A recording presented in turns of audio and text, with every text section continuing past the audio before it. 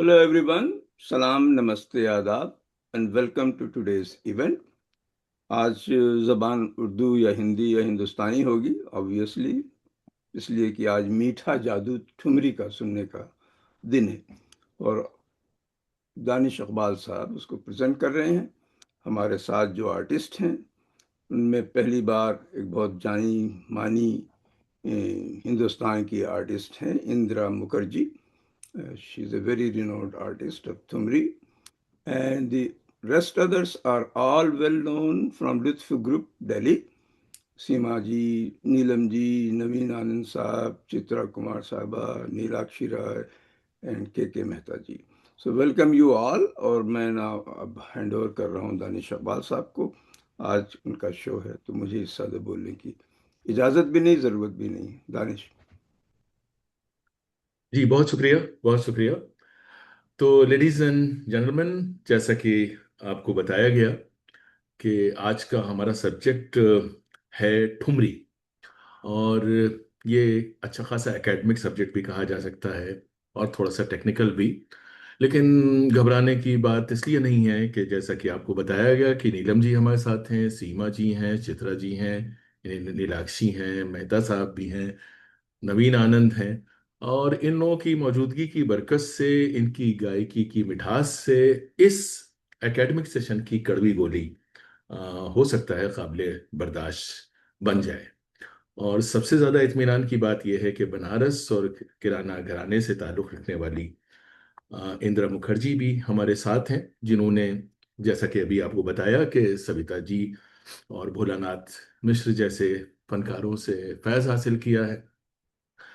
और उनकी यहाँ मौजूदगी इस बात का इशारा है, इस बात का सबूत है, इत्मीनान की बात है कि हो सकता है कि हम लोग आज ठुमरी संगीत जैसे नायाब मौजू के साथ इंसाफ कर सकें। तो चलिए बात शुरू करते हैं। एक ऐसी बात है जो सभी जानते हैं, और वो ये है कि ठुमरी को हिंदुस्तानी क्लासिकल म्यूजिक का एक सेमी क्लासिकल फॉर्मेट माना जाता है, जिसमें बुनियादी अहमियत जज्बात के इजहार को दी जाती है, न कि राग की बनावट या उसके आर्किटेक्चर को या उसकी रानाई, उसकी ज़ेबाइश या आराइश वगैरह को। लेकिन शायद इस छोटी सी बात में छुपी परतों को हमें काफ़ी देर तक आज के इस प्रेजेंटेशन में, आज की इस पेशकश में बहुत देर तक हमको हो सकता है खोलना पड़े, ताकि बात हमारी भी समझ में आ सके और आप सबकी भी आ सके। तो देखिए कि वो कहते हैं ना कि क्या पिद्दी हो क्या पिद्दी का शोरबा। तो हिंदुस्तानी क्लासिकल म्यूजिक इतनी वास्ट चीज है, इतनी गहरी चीज है कि उसके बारे में कुछ कहने से पहले काफी हिम्मत चाहिए। तो हमारी नाचीज राय में, अगर हम शास्त्रीय संगीत की जो आला तरीन फॉर्मेट्स हैं, जो विधाएं हैं, उनको अगर हम देखें, यानी ऐसी विधाएं जिनको गाते हुए बड़े बड़े नामी गरामी उस्ताद और पंडित और विदुषियां अपने आप पे नाज करते हैं, तो सबसे ऊपर जो संगीत आएगा वो है ध्रुपद संगीत, यानी हिंदुस्तान का कदीम तरीन संगीत। ध्रुपद इतना नादिर, इतना नायाब, बल्कि कामयाब संगीत है कि पूरी दुनिया में शायद फिलहाल 2 दर्जन से ज्यादा गाने वाले ऐसे आपको नहीं मिलेंगे जो इसके साथ पूरी तरह से इंसाफ कर सके। और गाना तो गाना, इसके बारे में बात करते हुए भी झिझक होती है कि भाई हमारी कम इल्मी का इल्म बाकी आलम को न हो तो बेहतर है। ध्रुपद के बाद जिस संगीत को सबसे ज्यादा मकाम दिया जाता है वो ख्याल मौसीकी है, जो अमीर खुसरो के एक्सपेरिमेंटेशन के बाद शुरू हुई, और जिसे नेमत खां सदरंग और फिरोज खां अदारंग, तो आमतौर से सदारंग अदारंग कह देते हैं, लेकिन नहीं, उनका नाम था सदरंग और उनके भतीजे थे अदारंग। उन्होंने रंगीले बादशाह के जमाने में इसको मौजूदा शक्ल अता की जिस तरह से आज ये गाया जाता है। तो ख्याल गायकी की पहचान ये है कि आमतौर से जब आप इसे सुनते हैं तो ऐसा लगता है कि कोई फनकार रागों के अलग अलग रंगों से आजादाना तस्वीरें बना रहा है बगैर किसी रोक टोक के। गाने वाला तानों के जरिए, मुर्कियों के इस्तेमाल से, बोल तान के जरिए और सुर की मुख्तलिफ सजावटों और आराइशों के से अब जो राग है उसकी जो खास खास चीजें हैं उसको सजाता है, संवारता है, फैलाता है, वसत देता है, उसकी सीमा बढ़ाता जाता है। और मजे की बात यह है कि गाने की सिर्फ दो लाइनें हो सकती हैं, यानी कि मीठे बोल, बोले, बोले पयलिया। ये जो दो लाइनें हैं, इनको दो लाइनें क्या आप एक लाइनें कहें, लेकिन इस एक लाइन के एक्सटेंशन, इसकी ब्यूटिफिकेशन, इसके प्रेजेंटेशन, इसके वेरिएशंस में वो 1.5 घंटे का एक प्रेजेंटेशन नहायत ही खूबसूरत, नहायत ही अब्जॉर्बिंग किया जा सकता है। और इसकी खास बात यह है कि ध्रुपद के मुकाबले में यहाँ गाने वाले की आवाज़ निस्बतन नर्म होती है, लचकदार होती है, और गाने के अल्फाज पे ज़्यादा काम किया जाता है। और दूसरी पहचान इस गायकी की यह है कि इसमें तबले का इस्तेमाल होता है। ध्रुपद चूंकि बहुत पुराना है, तो उसमें तबले का इस्तेमाल नहीं होता। तो देखिए, ध्रुपद और ख्याल गायकी की बातें हम इसलिए कर रहे हैं कि इसके बगैर ठुमरी को नहीं समझा जा सकता है। और अंग्रेजी के अल्फाज का अगर हम इस्तेमाल करें तो हम कह सकते हैं कि ध्रुपद जो है म्यूजिकल प्योरिटी और डेप्थ का फॉर्मेट है। ख्याल गायकी जो है म्यूजिकल वैरायटी और क्रिएटिव एक्सप्रेशन का फॉर्मेट है। लेकिन सबसे अहम बात यह है कि ठुमरी औरतों की गायकी या फेमिनिन, या जिसे हम हिंदी में कहते हैं स्त्री सुलभ, निस्वानी जज्बात के इजहार का फॉर्मेट है। अब ये बात सुन के आप सोच रहे होंगे कि भाई नवीन आनंद यहाँ क्या कर रहे हैं, और के मेहता साहब यहाँ पे क्यों मौजूद हैं। ये सवाल आपका बिल्कुल जायज़ सवाल है, लेकिन इसका जवाब सुनने के लिए आपको हमारे साथ संगीत की भूली बिसरी गलियों के गुमनाम रास्तों का सफर करना होगा। क्योंकि ठुमरी क्लासिकल म्यूजिक की बिल्कुल नई नवेली विधा है, नया फॉर्मेट है, अभी 200-250 साल पुराना है, इसे नया ही कहा जाएगा। और तो इसको समझने समझाने में तो वक्त लगेगा। और जेंडर के हिसाब से हम देखें तो देखिए, ध्रुपद जो है खालिस मर्दाना गाना है। और मर्दाना का मतलब उसमें आवाजें भी बहुत ज्यादा मैस्कुलिन होती हैं। जैसे आप किसी पुराने मंदिर में जाएं, उड़ीसा के या मतलब तमिलनाडु के, और वहां उसके चैम्बर में आप ओम की आवाज सुने, तो इसकी जो गमक होगी, जो गहराई होगी, बस वो है ध्रुपद का खास अंदाज। इसमें औरतों के लिए कोई गुंजाइश नहीं थी। ख्याल गायकी में हमारी ख्वातीन ने धीरे धीरे अपने लिए जगह बनाई। और तो ये सारी बातें इसलिए मैं आपके साथ शेयर कर रहा हूँ, क्योंकि अगर क्लासिकी विधा या सिंफ कोई ऐसी है जो सिर्फ औरतों की है, तो वो ठुमरी ही कही जाएगी। तो ये बातें हम लोग आगे जरा तफसील के साथ करेंगे, लेकिन पहले शुरुआत करते हैं, इंदिरा जी से दरख्वास्त करते हैं कि वो एक ठुमरी का एक नमूना अगर इस वक्त पेश करें, तो उससे क्या होगा कि आगे की जो बातें हम लोग करने वाले हैं उनसे रिलेट करने में थोड़ी सी आसानी होगी। तो ओवर टू इंदिरा मुखर्जी साहबा।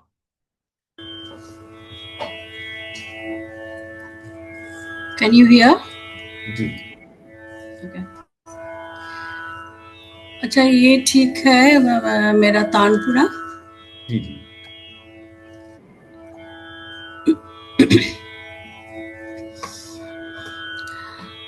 हाँ, आपने ठीक ही बोला। ठुमरी, अभी ठुमरी का 2-3 घराना है, वो तो आप बाद में ही बोलेंगे। पर पूर्व अंक का मैं ठुमरी गाती हूँ। सिद्धेश्वरी देवी बनारस की ठुमरी क्वीन बताई जाती थी, and she still a thumri queen और बनारस घराना। तो मैं उसी फैमिली से हूँ। मेरा गुरु सविता देवी, और गुरु शिष्य परंपरा से मैंने सीखी है। तो ठुमरी एक मैं करूँगी जो माँ का ही है, मतलब सिद्धेश्वरी देवी का। बहुत मतलब उन्होंने गाया है और हम सब सुन के सीखे हैं। खाली सुन के नहीं, दीदी से भी सीखे हैं। मतलब हम गुरु माँ को मैं दीदी बोलती थी। तो इसकी बोल है जाओ बलम नहीं बोलो हमसे। मतलब ये एक अभिमान मतलब ये साहित्य जो है कह रहे हमसे मत बोलो क्योंकि तुम सौतन घर गए थे और वहाँ से आए हो, तो मैं आपसे बात नहीं करूँगी।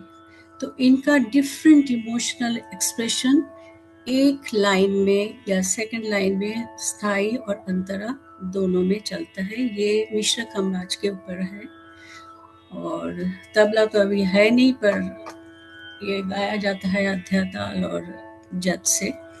तो बनारस घराना के जो है माँ जो गाती थी, वो ज़्यादातर से जैसे हम सोचते हैं कि विलंबित ख्याल है, उसके बाद दादरा है द्रुत, तो इस टाइप का बहुत मतलब लखनऊ घराने का थोड़ा सा रिदमिक होता है। ये हम एक्सप्रेशन मतलब स्वर ज़्यादा मतलब भाव प्रधान है, तो भाव से हम जो भी साहित्य है उसका डिफरेंट एक्सप्रेशन इमोशनल एक्सप्रेशन देते हैं। तो thumri is a language of emotions. So now let me start.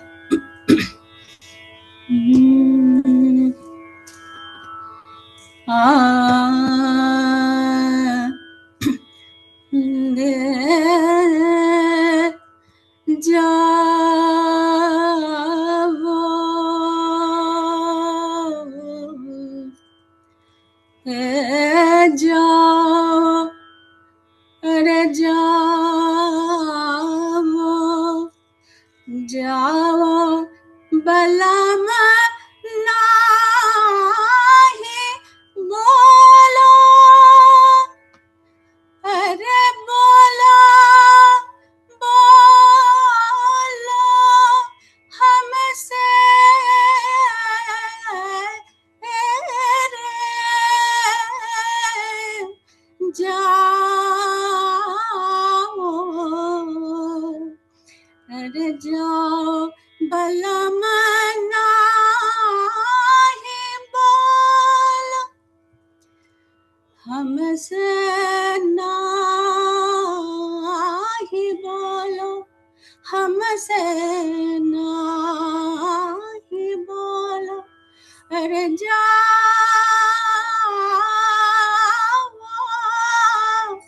जाओ, अरे जाओ बलम नाही बोलो,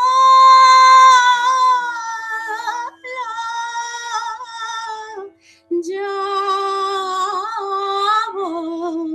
बलम नाही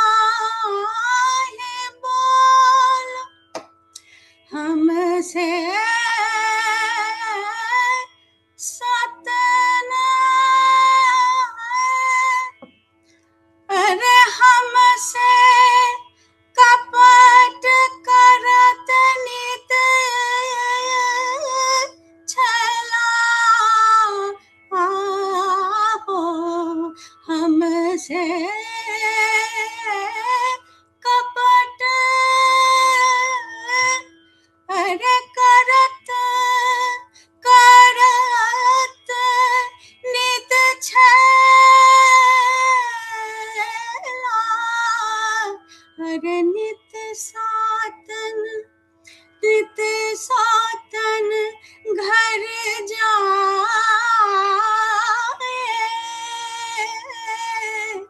जाओ जाओ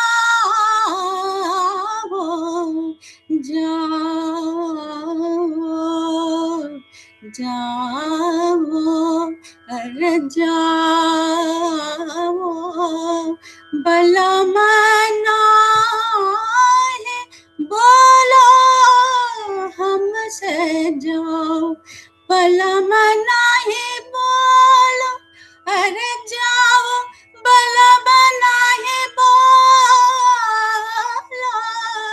जाओ बलम नाही, जाओ बलम नाही बोलो, रे जाओ बलम नाही बोलो हमसे, जाओ बलम नाही बोलो हमसे, जाओ बलम नाही बोलो, बलम नाही बोलो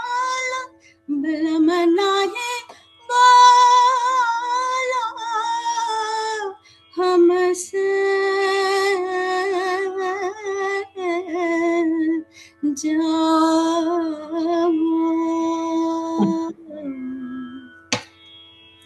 वाह वाह वाह वाह, क्या बात है। देखिए, आपने बिल्कुल ही जस्टिफाई कर दिया हमारा जो आज का टाइटल है कि मीठा जादू ठुमरी का। और अगर ये आपकी पेशकश किसी ऑडिटोरियम में होती तो मुझे लगता है 2 मिनट तक का एक अप्लास होता। तो मान लीजिए कि हम सब ने 2 मिनट तक, क्योंकि अभी रजी साहब ने सबको म्यूट कर रखा है, तो मेरे अलावा कोई ताली नहीं बजा सकता, तो ये मान लिया जाए कि मैंने 2 मिनट तक लगातार तालियां बजाई। बहुत ही खूबसूरत इस प्रेजेंटेशन के लिए। तो ख़वातीन हज़रात, हम लोग अभी बात कर रहे थे कि ठुमरी दरअसल ख़वातीन का गाना था। और जैसा कि आपने अभी इस प्रेजेंटेशन में देखा, आपने इस पेशकश में सुना कि ख़वातीन का गाना क्यों था। और बाद में ये धीरे धीरे मर्दों ने भी गाना शुरू कर दिया। वजह यह रही कि शुरू के दौर में मर्द उस्ताद, टीचर्स या ट्यूटर के तौर पे तवाइफों के जो मरूसी घराने होते थे, उसमें मौसीकी की तालीम दिया करते थे। जैसे आज जैसे मुंबई के किसी प्रोडक्शन हाउस में अलग अलग डिपार्टमेंट्स होते हैं, तो राजाओं नवाबों के जेर इंतज़ाम भी इस तरह की रेपेट्रीज होती थी, ट्रेनिंग सेंटर्स होते थे। जैसे वाजिद अली शाह का परी खाना था, जहाँ क्लासिकल म्यूजिक के बड़े बड़े पंडित और उस्ताद या तो सारंगी या इसराज या सितार जैसे साजों की संगत के लिए रखे जाते थे, या गाना सिखाने के लिए भी। और दरबार का शाही आर्टिस्ट बनना किसे पसंद नहीं होगा। लेकिन जैसा कि गालिब ने कहा है कि शम्मा हर रंग में जलती है सहर होने तक, तो दरबार तक पहुंचने से पहले बहुत से दूसरे इदारों में, दूसरे इंस्टीट्यूशंस में, दूसरी जगहों पे जो हमारे साज के आर्टिस्ट थे, जो बड़े बड़े उस्ताद लोग थे, पंडित लोग थे, वो काम करते थे। और नतीजे में क्या हुआ कि उन्हें सिखाते सिखाते पुराने संगीतकारों की मर्दानगी के मुलम्मे पे आहिस्ता आहिस्ता निस्वानी गायकी का रंग भी फबने लगा, और बल्कि कहना चाहिए खिलने लगा। और यूं ठुमरी जैसा खालिस औरतों की गायकी का एक फॉर्मेट मर्द गाने वालों की भी निजी पसंद बनता चला गया।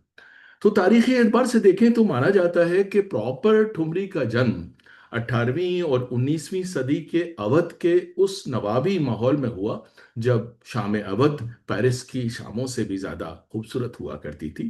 क्योंकि शाम का मतलब होता था राग रंग की सुबह तक चलने वाली दिल फरेब रंगीन दिलकश महफिलें और रत जगे मुशायरे, मजलिसें। वो गाना आपने सुना है ना, साकिया आज मुझे नींद नहीं आएगी, सुना है तेरी महफिल मेरा जगह है। तो अवध में, लखनऊ में, फैजाबाद में रात रात भर के रत जगे होते थे। लोग दोपहर में उठते थे, तैयार होते थे और शाम की महफिल के को एंजॉय करने चले जाते थे। अच्छा, अब आइए मुड़ के देखते हैं कि दिल्ली की क्या हालत थी।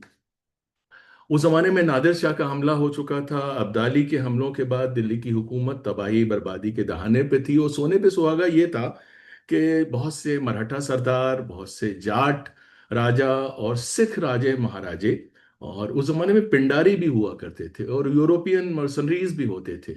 ये सभी लोग अपनी अपनी आमदनी और असर बढ़ाने की कोशिश में रोज न रोज, रोज बरोज कुछ न कुछ अनआर्टिस्टिक कर दिया करते थे दिल्ली में। अब जब आप इतना अनआर्टिस्टिक काम करेंगे तो आर्टिस्ट लोग कहाँ जाएंगे, जिसकी वजह से सारी दुनिया के फनकारों की अकेली पनाहगाह उस जमाने में नॉर्थ इंडिया में बस अवध रह गई थी, जहाँ चैन की बंसी बज रही थी। मैंने सारी दुनिया इसलिए कहा कि वहाँ रूस के आर्टिस्ट थे, पुर्तगाली आर्टिस्ट थे, इटली के आर्टिस्ट थे, फ्रांस के आर्टिस्ट थे, जो मतलब जिनसे रासलीला में उन्होंने मदद ली। ये सारी चीज़ें डॉक्यूमेंटेड हैं। वहाँ ब्रज बोली जा रही थी, गाई जा रही थी, अवधी थी, भोजपुरी थी, बंगाली थी, पंजाबी, सराइकी, सिंधी, मारवाड़ी, कश्मीरी, ये हर जगह के आर्टिस्ट आते थे। और उर्दू शायरी तो थी ही। तो ये जो एक मिला जुला माहौल था जबानों का, कल्चर्स का, इसी तहजीबी मिलन से ठुमरी का जन्म हुआ। पीटर मैनुअल एथनो म्यूजिकोलॉजिस्ट हैं, अमेरिका के बहुत मशहूर प्रोफेसर हैं, अभी प्रोफेसर एमेरिटस के ओहदे पे फायज हैं। हमें मौका नहीं मिला, उन्हें आज बुलाना चाहिए था, तो मैंने कोशिश की लेकिन उनसे कांटेक्ट नहीं हो पाया। वो न्यूयॉर्क यूनिवर्सिटी में अभी मौजूद हैं, उनकी किताब है ओरिजिन्स ऑफ ठुमरी। उसमें वो लिखते हैं कि 1770 से 1870 के दरमियान लखनऊ की स्टैंडर्ड ठुमरी तीन दुनियाओं के संगम से वजूद में आई। तीन दुनियाएं, वो दुनियाएं थी, पहली अवध की दरबारी तहजीब, दूसरी तवाइफों की गायकी, और तीसरी दुनिया थी कथक, कथक का रक्स। तो पीटर मैनुअल की अगर आप किताब पढ़ेंगे तो वो उस्ताद सादिक अली को बहुत क्रेडिट देते हैं, जो इब्तदाई क्लासिकी ठुमरी के अहम तरीन आर्किटेक्ट्स में आते हैं। उनका ताल्लुक दिल्ली के अमीर खुसरो वाले कव्वाल बच्चा खानदान से था, और उन्होंने ही बंदिश की ठुमरी को एक बहुत ही सोफिस्टिकेटेड फॉर्मेट बनाया, जिसका नमूना अभी आपने यहाँ पे सुना। और उन्होंने एक ऑर्गेनाइज म्यूजिकल आर्किटेक्चर या डिजाइन बनाया। और पीटर मैनुअल कहते हैं कि वाजिद अली शाह ने ठुमरी को सरपरस्ती दी और मकबूलियत दी, और बिंदादीन महाराज उस जमाने में उनके साथ काम करते थे, वाजिद अली शाह के साथ। उन्होंने सादिक अली से ठुमरी सीखी, लेकिन महज एक गवैये के तौर पर नहीं सीखी। उन्होंने नवाब साहब की देखरेख में ठुमरी को कथक अभिनय के साथ एक जान दो गालिब बनाने का काम किया। उसके बाद बिंदादीन महाराज ने रक्स के लिए बेशुमार ठुमरियां तख्लीक की, बनाई। वो 5,000 ठुमरियों का रेफरेंस आता है, जिसमें से शायद 1,500 अभी टेक्सुअल फॉर्म में अवेलेबल हैं। और अभी आपको बताएंगी नीलाक्षी कि उसमें से 500 जो अभी भी इस्तेमाल की जाती हैं। तो बिंदादीन महाराज ने श्रृंगार रस और इंसानी जज्बात की निहायत लतीफ कैफियत के इजहार के लिए ठुमरी को एक मिसाली वसीला बनाया, और कथक की पेशकश के जरिए उन्होंने ठुमरी को एक महज म्यूजिकल फॉर्मेट से ऊपर उठा के एक बिल्कुल ड्रामेटिक फॉर्मेट बना दिया। और बिंदादीन महाराज की जो ठुमरी है उसे हम कहते हैं अर्थ भाव की ठुमरी। तो अभी हम थोड़ी देर में नीलाक्षी से रिक्वेस्ट करेंगे कि लखनऊ की कथक परंपरा में जो डांसर होती है, जो रक्कासा होती है, वो कैसे एक्सप्रेशन देती है। जैसे मैं मिसाल के तौर पे कहूँगा कि कैसे जाऊं सखी पिया के देश, ये एक लाइन है। तो अब देखिए, इसी एक मिसरे में वो 5 मिनट लगा सकती हैं, 10 मिनट लगा सकती हैं। वो झिझक दिखाएंगी, वो शर्मीलापन दिखाएंगी, वो मिलन या वस्ल की जो आरजू है उसको छुपाने की कोशिश करेंगी, वो महबूब की मीठी यादें बयान करेंगी, सखी से राजो नियाज करेंगी। और इस सब की इंस्पिरेशन कौन है? राधा है बेसिकली, यूं समझिए। तो ये राधा और कृष्ण का जो पैराबल है, जो लव स्टोरी है, जो फोक फोक फोक मतलब टेल है, जो जिसे हम कहते हैं जो पूरी परंपरा है हमारी भक्ति तहरीक की, तो ये उसी का एक्सप्रेशन है। और जब इसका प्रेजेंटेशन होता था तो गाने वालियां इसे गाती थीं और नाचने वालियां इस पे नाचती थीं। लेकिन ये बिल्कुल प्लेबैक सिंगिंग वाली बात हुआ करती थी। लेकिन कुछ ऐसे भी आर्टिस्ट थे जो मतलब खुद ही गाती थीं और खुद ही नाचती भी थीं। तो अब मैं चाहूँगा कि नीलाक्षी आए और बताएं कि जो आज की ठुमरी में जो नज़ाकतें हैं और जज्बात का जो इजहार है, उसमें ठुमरी और कथक के क्या रिलेशनशिप है उनके हिसाब से। Over to Neelakshi. जी, तो to understand the importance of Thumri in Kathak, we need to know a little about Kathak also. Kathak is one of the major classical dance forms of India and is renowned for its intricate footwork, graceful movements, expressive storytelling, and subtle abhinay, which is expression. It's divided into two major streams, which is the Nrat, which is the pure dance which showcases rhythmic virtuosity, and the other is Nritya, which is the Abhinay part of Kathak, and it reveals a emotional depth in the dance. Among the various musical forms employed in Kathak, Thumri occupies a place of exceptional importance. It serves as the primary medium through which dancers explore the nuances of human emotions, जैसे कि दानिश साहब ने अभी बताया, especially those related to love, longing, devotion, separation and union. तो फिर ये भाव क्या होता है, एक्सप्रेशन क्या होता है? किसी भी कला को देखकर मन में उठने वाले विचारों को भाव कहते हैं। और इन्हीं भावों की अनुभूति से जो आनंद उत्पन्न होता है उसको रस कहते हैं। और इसी रस को महसूस करते हैं हम जब हम कोई भी परफॉर्मेंस देखते हैं या कोई भी पीस ऑफ आर्ट देखते हैं। This is what gives us the pleasure. So, as the artist crafts an emotion, the audience experiences a universal version of the same emotion. Then the Thumri provides an ideal canvas for expressing the delicate shades of Shringar Ras, making it indispensable to Kathak's expressive repertoire. Thumri is often referred to as the soul of Kathak Abhinay. Unlike compositions that follow a rigid structure, Thumri allows flexibility in interpretation. A dancer can elaborate a single line through facial expressions, gestures, glances, and body language, revealing multiple layers of meaning in a song. Nawab Wajid Ali Shah persevered for posterity the essence of Kathak, providing it with the most treasured gem, the Thumri. This embellished Kathak and paved the way for something which is very unique in Kathak, which is called the Baitaki Bhav. This brings the song and its bhav to life through facial expressions, gestures, eye expressions, while being seated without using the feet at all. So the dancer remains seated, and the dancer emotes through the eyes, face, hands only. Through Thumri, dancers portray emotions that are often too delicate to be conveyed through words alone. The pauses, melodic improvisations, the lyrical content allow dancers to explore minute emotional transitions. Thumri creates a very intimate dialogue between the audience, dancer, and the musician. This interaction enriches the emotional experience for both the performer and the audience.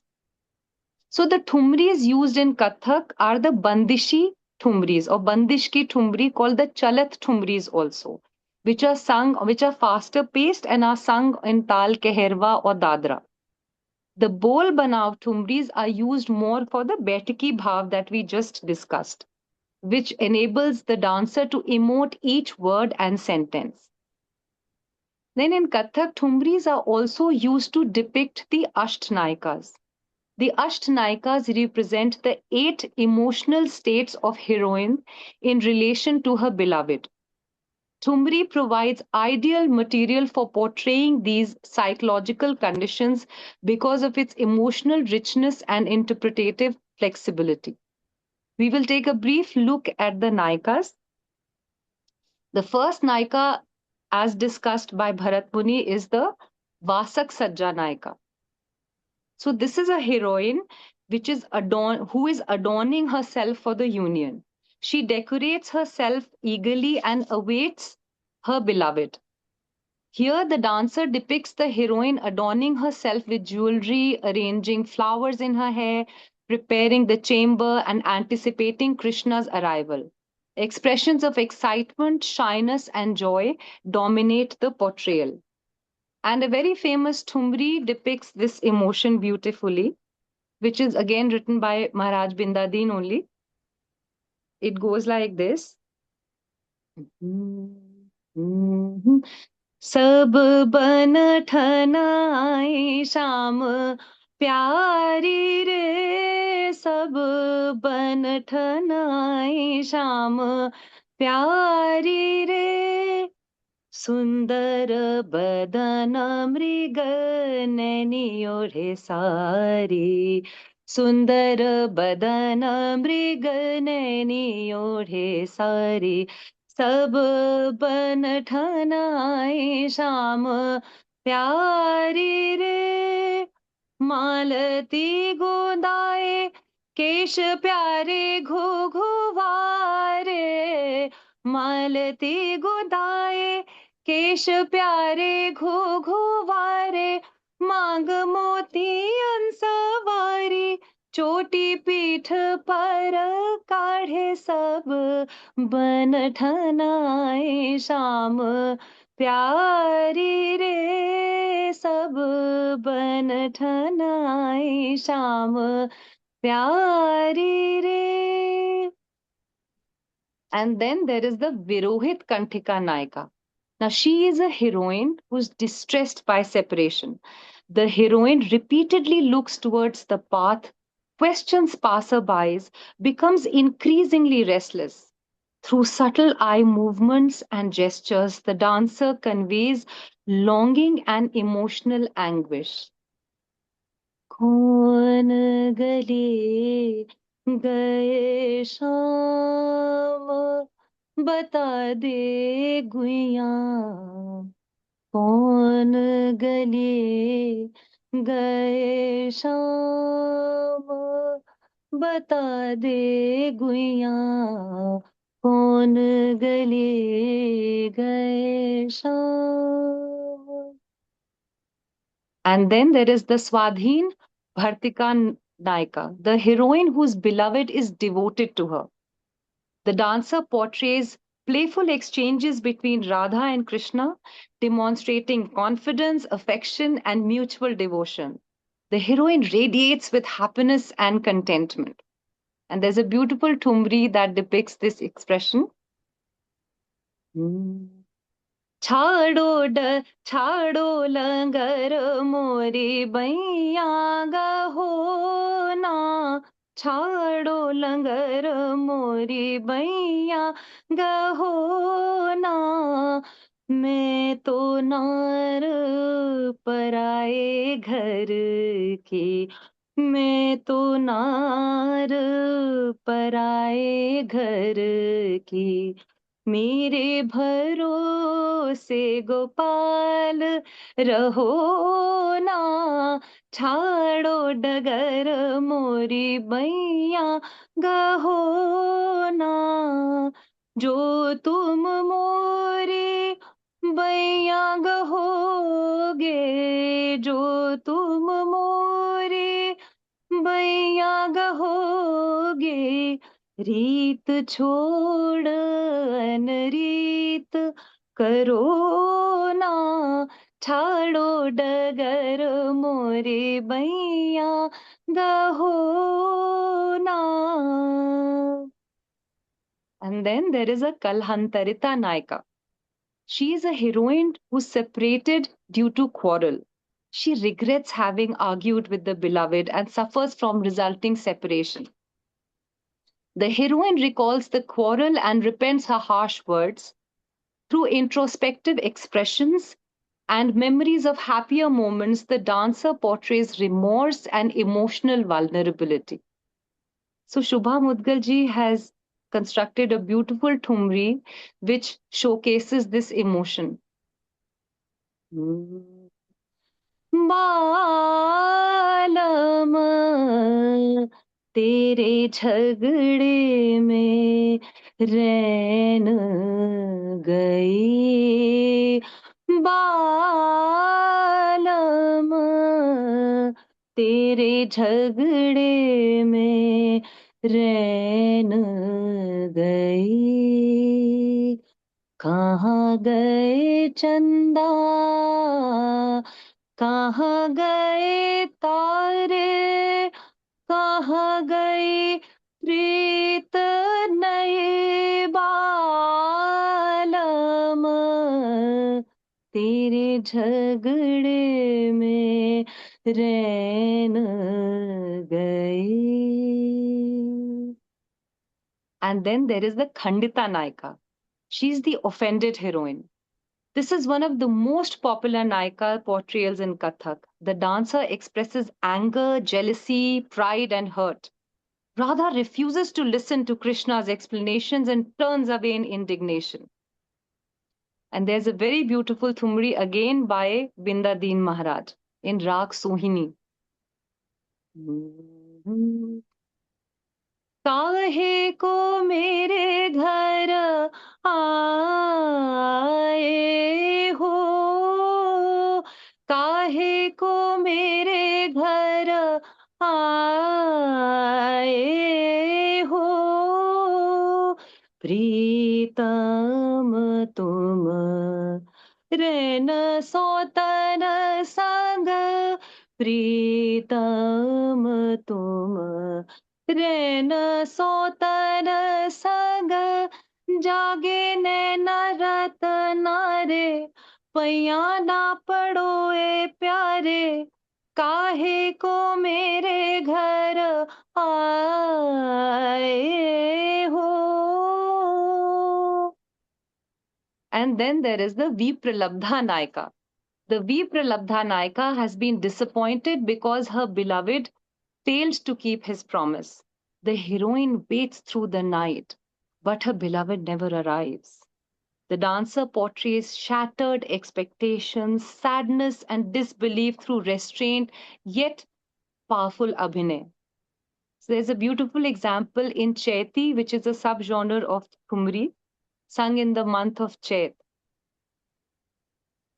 रात हम दिखली सपनवा हो रामा रात हम दिखली सपनवा हो रामा पिया घर आए रात हम दिखली सपनवा हो रामा पिया घर आए रात हम एक पल बितला बोलत बतियावत एक पल बितला बोलत बतियावत हाथ खियावत पनवा हो रामा हाथ खियावत पनवा हो रामा पिया घर आए रात हम दिखले सपनवा हो रामा पिया घर आए. And then there is the Proshit Bhartrika Naika. Her beloved has gone to a distant land and she longs for his return. The heroine remembers past moments with her beloved and counts the days of separation. The dancer conveys loneliness and endurance through reflective and melancholic expressions. I would request Indraji to please join in and sing this Thumri. Indraji? Yes.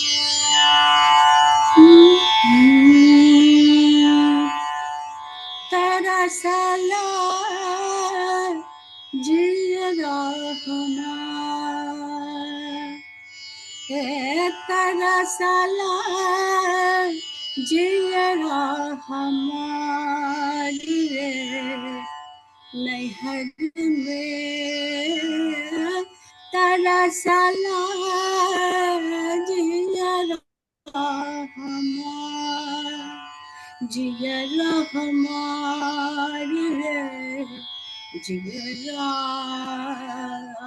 हमार तरसला जियरा हमार तरसला जियरा हमारे तरसला जियरा हमार तरसला जियरा हमार बाबा हट के ना पर गवना लगना हर बीत गया बरखा बहारी नैहर में तरसला जियरा हमार नैहर तरसला जियरा हमार जियरा हमार जियरा हमार. वाह वाह, वाह, ब्यूटीफुल ब्यूटीफुल, क्या बात So, है। and then the last Naika is the Abhisarika Naika. This is the heroine who ventures out to meet her beloved. She boldly overcomes obstacles to meet her beloved. The dancer portrays the heroine secretly moving through dark forests, rain, thunder, and social restrictions to reach Krishna. Courage, determination, and passionate love characterizes this Naika.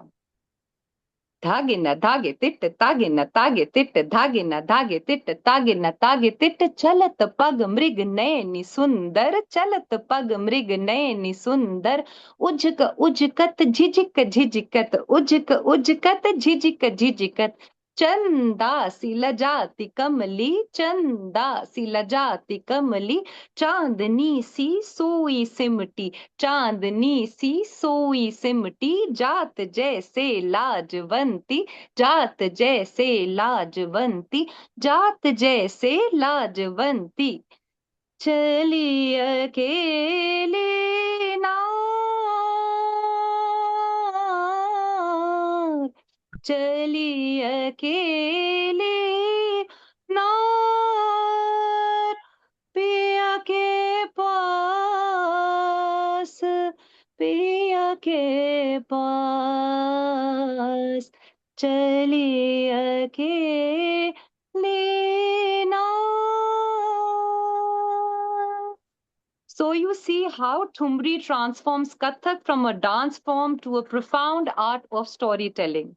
It remains one of the most significant vehicles of Abhinay in Kathak, preserving the form's expressive heritage while continuing to inspire contemporary performers and audiences alike. I hope you enjoyed the presentation. Wonderful wonderful wonderful. और देखिए, इन बातों से हमको ये लग रहा है कि एक 3 दिन का एक सेमिनार जो है इस सब्जेक्ट पे हो सकता है। तब जाके शायद हम इस सब्जेक्ट के साथ इंसाफ कर पाएं, क्योंकि अभी क्या है कि we are just touching the tip of the iceberg. तो हम लोग प्रोफेसर पीटर मैनुअल की बात कर रहे थे। उनसे भी पहले हमारे एक बहुत बड़े डांस हिस्टोरियन थे, और उनका नाम है प्रोजेश बनर्जी, जो बेसिकली वकील थे, लेकिन फिर उन्हें इंटरेस्ट हो गया और उन्हीं ने वकालत के साथ साथ बहुत अच्छा काम किया। और कथक डांस की पूरी हिस्ट्री जो, और इनडायरेक्टली ठुमरी भी, ठुमरी की हिस्ट्री पे भी उन्हीं ने काम किया। और उनकी किताब है बहुत मशहूर, डांस इन ठुमरी। ये आज़ादी से पहले की किताब है, आज़ादी के बाद भी वो लिखते रहे। उनकी रिसर्च में एक नाम आता है, सबसे ज़्यादा वो अहमियत देते हैं उस्ताद मुइजुद्दीन खां को। और वो कहते हैं कि जिन्होंने उन्हीं ने ठुमरी को महज रक्स के साथ गाई जाने वाली एक विधा से उठाकर इंडिपेंडेंट कंसर्ट आर्ट की हैसियत अदा की। यानी यूँ समझिए कि सादिक अली खान ने उसको स्ट्रक्चर दिया, बिंदादीन महाराज ने उसको डांस से उसका संबंध बना दिया, और सारी सरपरस्ती वाजिद अली शाह की। लेकिन मुइजुद्दीन खां, ब्रजेश बनर्जी के हिसाब से और दूसरे हिस्टोरियंस के हिसाब से भी, उनके अंदर एक्सप्रेशन की इतनी ज्यादा ताकत थी, एक ऐसी कुव्वत थी कि डांसर की मौजूदगी के बगैर भी वो डांस की मुकम्मल तस्वीर अपनी गायकी से आपके सामने ले आते थे। और अभी जैसे बता रही थी नीलाक्षी, बैठकी भाव की ठुमरी, तो बैठ के गाने वाला गा रहा है और आप पूरा डांस देख सकते हैं। बाद में यही काम पूर्वी जो रंग की अंग की ठुमरी कहलाती है, जिसके अभी आपने 2 नमूने भी सुने इंदिरा जी से, ये बाद में इससे ज्यादा ऑर्गेनाइज वे में पूर्वी अंग की ठुमरी ने इसको सरंजाम दिया।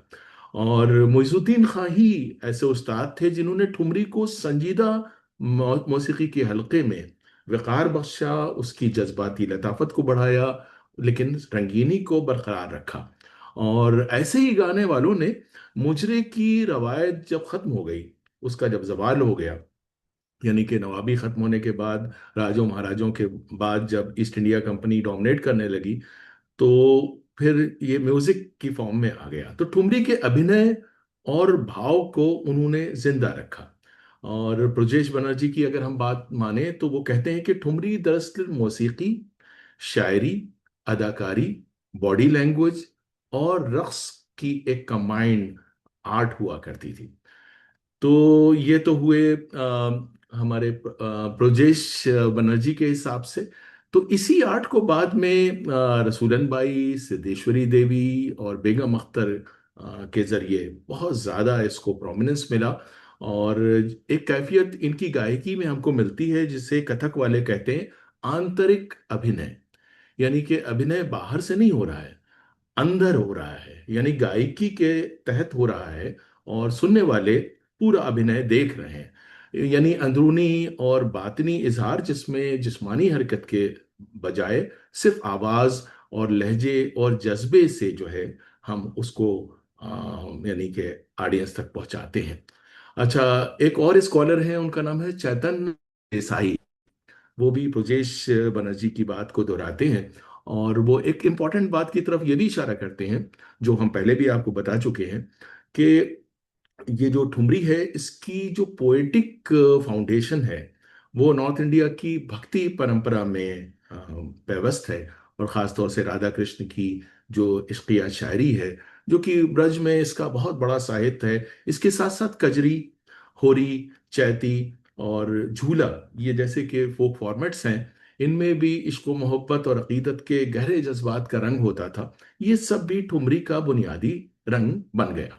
अभी सारे स्कॉलर्स ये मानते हैं कि बाद के दौर में अंग्रेज जब आए तो वो अपनी विक्टोरियन मोरालिटी लेके आए और वो लोकल कल्चर को समझ नहीं पाए और उनके नज़दीक ये जो भी हो रहा था ये गलत हो रहा था। उन्होंने वाजिद अली शाह का कैरेक्टर असैसिनेशन किया और अवाम को ये बताया कि ये आदमी तो राग रंग में लगा हुआ है, तो इसके हटा देने से अच्छा है कि ये हट जाए, क्योंकि देखिए ये तो हुकूमत कर नहीं रहा है, ये खाली नाच गाना कर रहा है। तो एक तो ये एक बड़ा कारण था। दूसरा ये कि शुद्धि मूवमेंट चलाया गया। जो राइट विंग मतलब ग्रुप्स थे उस जमाने में, वो नाच की बहुत ज्यादा मुखालफत करते थे, क्योंकि नाच और ये सारी चीजें इतनी पॉपुलर थी और दुनिया के सारे भी नौजवान लोग जो है इसे एंजॉय करना चाहते थे, एक्सपीरियंस करना चाहते थे। ये बातें जो हैं बड़ों को, सोसाइटी के जो बुजुर्ग हैं उनको बुरी लगती थी। नतीजे में बनारस से लेके इलाहाबाद से लेके लखनऊ से लेके पूरे मतलब नॉर्थ इंडिया में, बल्कि आप ये समझिए कि लाहौर में भी, मुल्तान में भी ये मूवमेंट चलाए गए, शुद्धि मूवमेंट। और उसकी वजह से भी जो डांस वाला फॉर्म था उसको बहुत नुकसान हुआ, वो एक तरह से बंद ही होता चला गया। तो लेकिन इससे ये हुआ कि वो चाहते थे कि जैसे ध्रुपद गायकी होती है, सारा नाच गाना जो है बिल्कुल उसी लेवल का हो जाए, यानी कि सिर्फ जो रिलीजियस एलिमेंट है वो रहे और जो पॉपुलर एलिमेंट है वो खत्म हो जाए।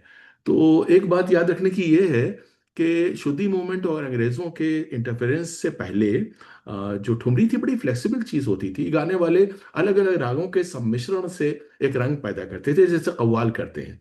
कव्वाल लोग जो होते हैं देखिए, वो एक राग से दूसरे राग पे स्विच कर जाते हैं। इससे क्या है, बड़ी क्रिएटिव एक फ्लेक्सिबिलिटी होती है। तो ये सारी चीजें जो है धीरे धीरे जो है खराब होती गई और अब देखिए ठुमरी जो है वो बिल्कुल क्लासिकल म्यूजिक के अंदाज में पहुंच चुकी है। और आमतौर से आपने देखा कि वो एक ही राग का उसमें रंग नजर आता है। लेकिन इससे अच्छी बात ये हुई कि रेडियो और इसके फौरन बाद ग्रामोफोन रिकॉर्ड शुरू हो गए। और उसमें अगर डांस वाला ठुमरी होती और म्यूजिक होता तो थोड़ी दिक्कत होती। तो इस हिसाब से हम कहेंगे रेडियो और ग्रामोफोन की मदद हुई, ग्रामोफोन रिकॉर्ड की मदद हुई, क्योंकि ठुमरी जो है वो गाने का फॉर्मेट बनती गई नाच से। अच्छा, और एक और मजे की बात मुझे याद आती है कि सिर्फ इतनी शुद्धि जो की गई इससे भी मतलब लोगों का पेट नहीं भरा, दिल नहीं भरा।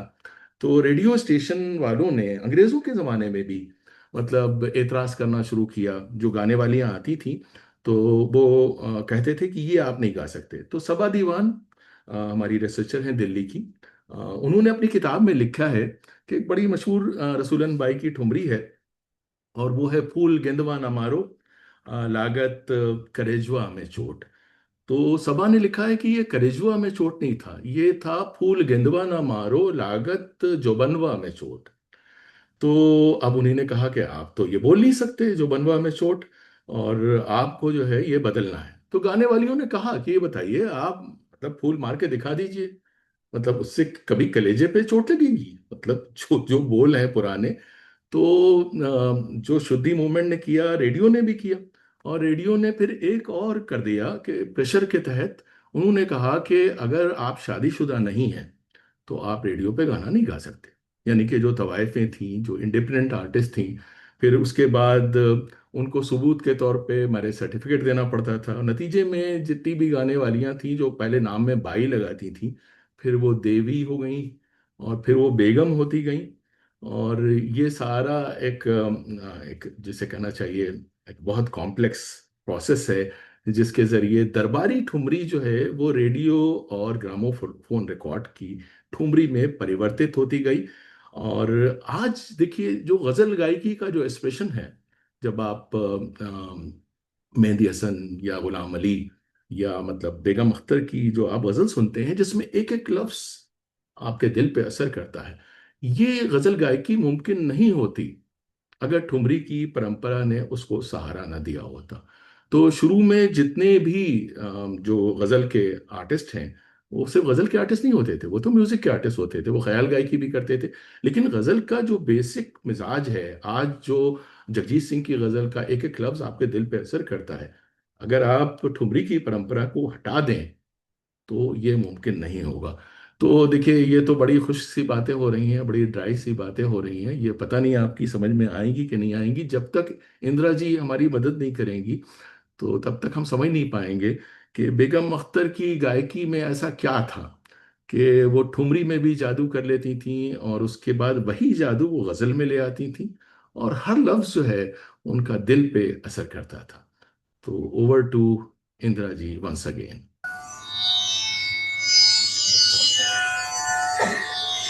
देखिए, बेगम अख्तर जी और Siddheshwari Devi, Rasoolan Bai ji, they were legends. They surpassed all, they were class apart. So जो भी मतलब बेगम अख्तर लखनऊ का होते हुए भी वो गया भी गई, कलकत्ता में रही, उनका एक यूनिक आर्ट फॉर्म उन्होंने कल्टिवेट किया। उनका जो गायकी स्टाइल बिल्कुल लाजवाब था। तो उन्होंने एक बहुत मशहूर दादरा है, मैं उसको गाऊंगी, हमरी अटरिया में। आप लोगों ने सबने सुना होगा ये।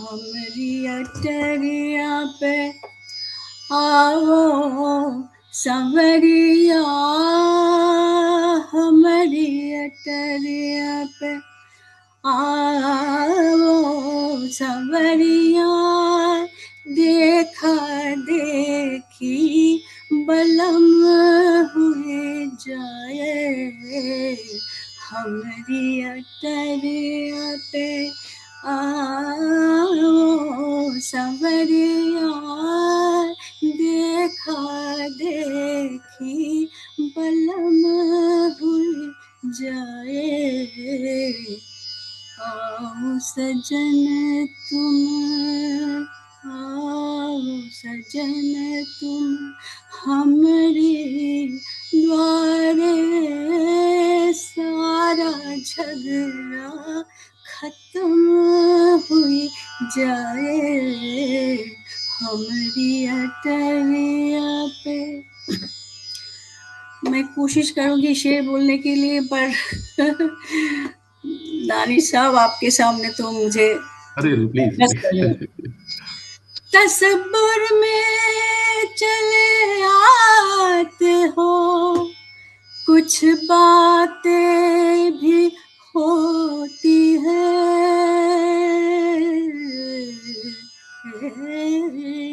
शबे फुर्सत भी होती है, मुलाकातें भी होती है, हमारी अटरिया पे आओ सांवरिया देखा देखी बलम हुई जाए प्रेम की भिक्षा प्रेम की भिक्षा मांगे भिखारन लाज हमारी रखे ओ साजन आओ सजन तुम आओ सजन तुम हमरे द्वारे सारा झगड़ा खत्म हो जाए हमरी अटरिया पे आओ सांवरिया देखा देखी बलम हुई जाए हमारी अटरिया पे। वाह वाह वाह। देखिए, मैं इन सब की तरफ से मैं ताली बजा रहा हूँ। जितने लोग हैं यहाँ पे, जितने लोग साइलेंट हैं, उनके माइक्रोफोन बंद हैं, तो जितनी तारीफ की जाए उतनी कम है। थैंक यू और सो वो फिर मच। से जी, इतना मुझे खूबसूरत बहुत आपने। अच्छा लगा इधर आपका ये बहुत कुछ सुनने को मिला बहुत कुछ सीखने को मिला आपसे। यू सो जनरस एक्चुअली, मतलब we are lucky to have you here. जी। तो ख्वातीन हज़रात, हम लोग बात कर रहे हैं ठुमरी की, और हम लोग बात कर रहे हैं कि इसको स्कॉलर्स जो अमेरिकन यूनिवर्सिटीज में पढ़ा रहे हैं इस वक्त, जो एथनो म्यूजिकोलॉजिस्ट हैं, वो किस तरह से देखते हैं और हिंदुस्तान के लोग किस तरह से देखते हैं। तो इस पे मुझे याद आया कि एक बार रसूलन भाई से पूछा गया कि क्या हर अच्छा गाने वाला ठुमरी गा सकता है। तो उन्होंने कहा नहीं, बिल्कुल ब्लैंकेट रिप्लाई, नहीं। उन्होंने कहा कि देखिए, ठुमरी के गाने के अंदाज में नरमी और रवानी जरूरी होती है, जो आमतौर से ख्वातीन के पास होती है, और ये सबके बस की बात नहीं है। वो गाते हुए लफ्जों के पीछे जो जज्बात छुपे होते हैं, और सुर सुर की जो नज़ाकत होती है, जो उसकी लताफत होती है, उसको मरकज में रख के जब तक ना गाएं, तब तक वो नहीं गा सकते। तो ठुमरी गाने की तकनीकी महारत का मुजाहरा नहीं, बल्कि ये दिल की जबान है, जहाँ हर बोल, हर सुर महबूब की याद, इंतजार या जज्बाती कशमकश को महसूस करता है और महसूस कराता है। तो हमारे एक म्यूजिक स्कॉलर हैं, उन एसवी गोखले साहब, उन्होंने एक बहुत ही अच्छा टर्म निकाला है। मतलब वो कहते हैं ठुमरियत। ठुमरियत मीन्स ठुमरीनेस। उनका कहना है कि म्यूजिक में ठुमरीनेस अगर है, तो इसका मतलब कि आपकी गायकी में, आपके म्यूजिक में एक्सप्रेशन है। और उनका कहना है कि ठुमरी को हम कैसे पहचाने, तर्ज अदा, जिसे हम उर्दू में कहते हैं तर्ज अदा, जो आपकी अदायगी का अंदाज है, उससे मालूम होता है कि ठुमरी है कि नहीं है। अगर आपके अंदर कोई स्टाइल नहीं है, आपके अंदर नज़ाकत नहीं है, तो फिर आप ख्याल गायकी करिए, आप दूसरी तरह की गायकी कीजिए। ठुमरी आपके बस की नहीं है, क्योंकि इसमें भाव सबसे इम्पॉर्टेंट चीज है। इसमें जो म्यूजिक के कानून हैं, उनकी कोई अहमियत नहीं है। मोहन नादकर्णी एक दूसरे स्कॉलर हैं, उनका कहना है कि देखिए, ये एक तरह का इन्फिनिटी कॉम्प्लेक्स है कि ठुमरी को हम सेमी क्लासिकल फॉर्मेट कहते हैं। ये सेमी क्लासिकल फॉर्मेट नहीं है, ये क्लासिकल फॉर्मेट है। बस सिर्फ इसमें यह है कि इसमें एक्सप्रेशन पे जोर दिया जा रहा है। लेकिन ऑर्थोडॉक्स सर्कल्स, जैसा कि आप जानते हैं, वो हमेशा प्योरिटी की तरफ जाते हैं। उनके नज़दीक तो सब कुछ और पीछे चला जाए तो वो ध्रुपद के अलावा किसी चीज़ को, मतलब क्लासिकल मानने को तैयार नहीं है। तो ये एक स्ट्रगल है जो स्कॉलर्स के बीच में जारी है। और सच्ची बात यह है कि आर्टिस्ट आर्टिस्ट होता है। कोई विधा, कोई परंपरा, कोई फॉर्मेट छोटा बड़ा नहीं होता है। लेकिन हमारी संगीत परंपरा को मतलब अगर ठुमरी का इमोशनल एक्सप्रेशन नहीं मिलता, तो आप ये समझिए, ना तो गजल मुमकिन होती, ना फिल्मी गाने मुमकिन होते। और अगर हम जो ठुमरी के स्कूल्स हैं, उनके इम्पैक्ट को एनालाइज करें, तो हम कह सकते हैं कि आज की गजल गायकी जो है, वो बोल बनाओ ठुमरी का एक्सटेंशन है। और फिल्मों के वो गाने जो रस के साथ पेश किए जाते हैं, वो लखनवी बोल बंदिश या जो बिंदादीन महाराज की ठुमरी है उसका एक्सटेंशन है। और बनारस स्कूल को हम इमोशनल कम्युनिकेशन का स्कूल कह सकते हैं, और लखनऊ स्कूल को हम एम्बिगुअस सजेस्टिवनेस का स्कूल कह सकते हैं। एक और स्कॉलर का मैं नाम यहाँ पे लेना चाहूँगा, वो है प्रोफेसर मैक्स कैड्स। ये भी अमेरिका के ही प्रोफेसर हैं और एथनो म्यूजिकोलॉजिस्ट हैं। उन्होंने एक रिसर्च आर्टिकल लिखा है और वो है, उसका टाइटल है लखनऊ की एक धुन, ए म्यूजिकल ट्यून ऑफ लखनऊ। और ये पूरा आर्टिकल बाबुल मोरा नैहर छूटो ही जाए इसके बारे में है। यानी कि वाजिद अली शाह की वो मशहूर ठुमरी, जब अंग्रेजों ने उनको जलावतन किया और उनको यहाँ से लखनऊ से कलकत्ता ले जाया गया, तो ये ठुमरी जो है सारे जितने भी आर्टिस्ट थे उनकी ठुमरी बन गई। तो मैक्स कैट्स का कहना है, जो कि बेसिकली अमेरिकन स्कॉलर हैं, उनका कहना है कि ये ठुमरी नहीं है, ये लखनऊ की जो कल्चरल मेमोरी है, जो कलेक्टिव मेमोरी है, जो लखनऊ की तहजीबी याददाश्त है, उसका एक ताकतवर सिंबल है। और मैक्स कैट्स का कहना है कि जैसे इंडिया गेट किसी ने बनाया, किसी ने गेटवे ऑफ इंडिया बनाया, तो वाजिद अली शाह ने क्या बनाया? वाजिद अली शाह ने इस ठुमरी को बनाया। और उनकी ये ठुमरी उनकी जलावतनी को, उनके उस माइग्रेशन को, और जो कल्चरल मतलब डिस्रप्शन हुआ हिंदुस्तान की तहजीब का, उसका एक, ये ठुमरी नहीं है, ये एक मॉन्यूमेंट है। और ये लखनऊ की तारीखी जो तकदीर है, जो डेस्टिनी है, हिस्टोरिकल डेस्टिनी, उसका एक म्यूजिकल मेटाफर है। और ये इसका सब्जेक्ट है तहजीब और कल्चर की जलावतनी, किस तरह से उसको एक्सपेल कर दिया गया। और मैक्स कैट्स का कहना है कि इस ठुमरी में एक जाती तजर्बा, एक कलेक्टिव म्यूजिकल हिस्ट्री क्रिएट करता है, और फिराक और हिज्र। और इम्पॉर्टेंट बात यह है कि ये जो ठुमरी है, ये जो राधा कृष्ण परंपरा है उसकी ठुमरी नहीं है। तो ये तो मतलब वाजिद अली शाह की ठुमरी है, लेकिन इसमें डिसरप्टेड पैटर्नेज आता है। और एक टर्म वो इस्तेमाल करते हैं, सोनिक मेमोरी, यानी कि एक सौती यादगार के तौर पे ये ठुमरी हमारे सामने आती है। और एक और स्कॉलर है हिंदुस्तान के पी दीक्षित, उनके हिसाब से बाबुल मोरा नैहर छूटो जाए इस बात की बेहतरीन मिसाल है कि किस तरह ठुमरी की परंपरा इब्तिदाई फिल्मों में आई, और ये कारनामा जो है सहगल की मदद से हुआ। तो इस वक्त हमारे साथ नवीन आनंद हैं। तो नवीन आनंद इस ठुमरी का नवीनीकरण करने वाले हैं। कहाँ है भाई तुम, नवीन जी? आप नजर नहीं आ रहे हैं। जी, जी, welcome, over to Naveen ji. Thank you. आपने तो बहुत ऊपर बैठा दिया हमें, मैं तो पता नहीं कहाँ नीचे। खैर कोशिश ज़रूर करेंगे।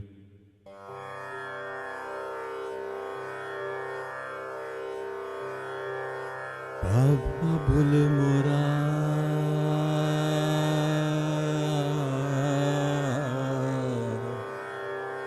नैहर छूटो ही जाए, बाबुल मोरा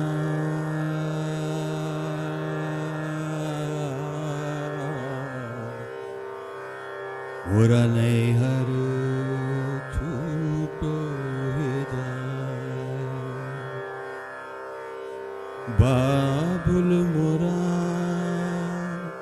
बाबुल मोरा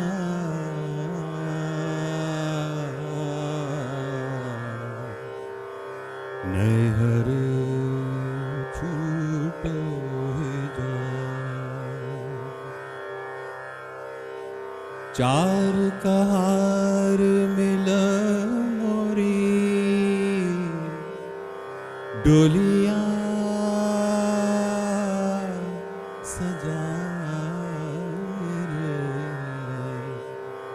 चार कार मिल मोरी डोलियां सजाए रे, मोरा अपना बेगाना छूटो जाए बाबुल मोरा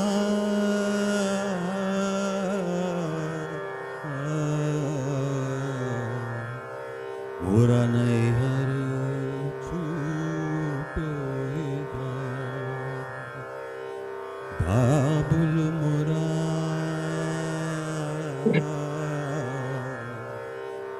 नैहर छूटो जाए। वाह वाह वाह, बहुत शुक्रिया, मेहरबानी। और देखिए, इसमें याद रखने की बात यह है कि जब सहगल साहब ने इसे गाया तो उस जमाने में प्लेबैक सिंगिंग नहीं होती थी। उनको फिल्म में इसे लाइव गाना पड़ा। और वो हारमोनियम लेके, अगर आप इस फिल्म को देखें कभी ढूंढ ढांड के, तो वो हारमोनियम लेके इसे उन्होंने गाया। और ये भैरवी है।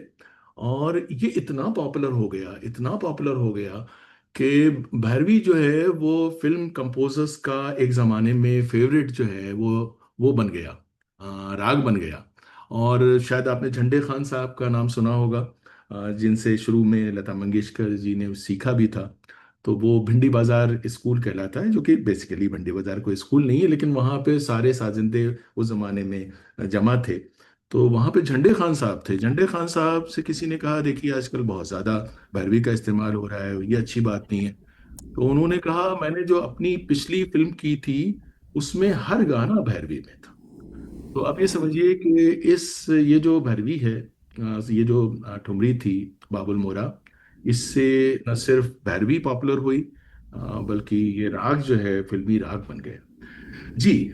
तो चलिए, दो स्कॉलर्स का नाम और लेना चाहूंगा, अबीर बजाज अ, और क्या नाम है उनका, गणेश अनंतरमन।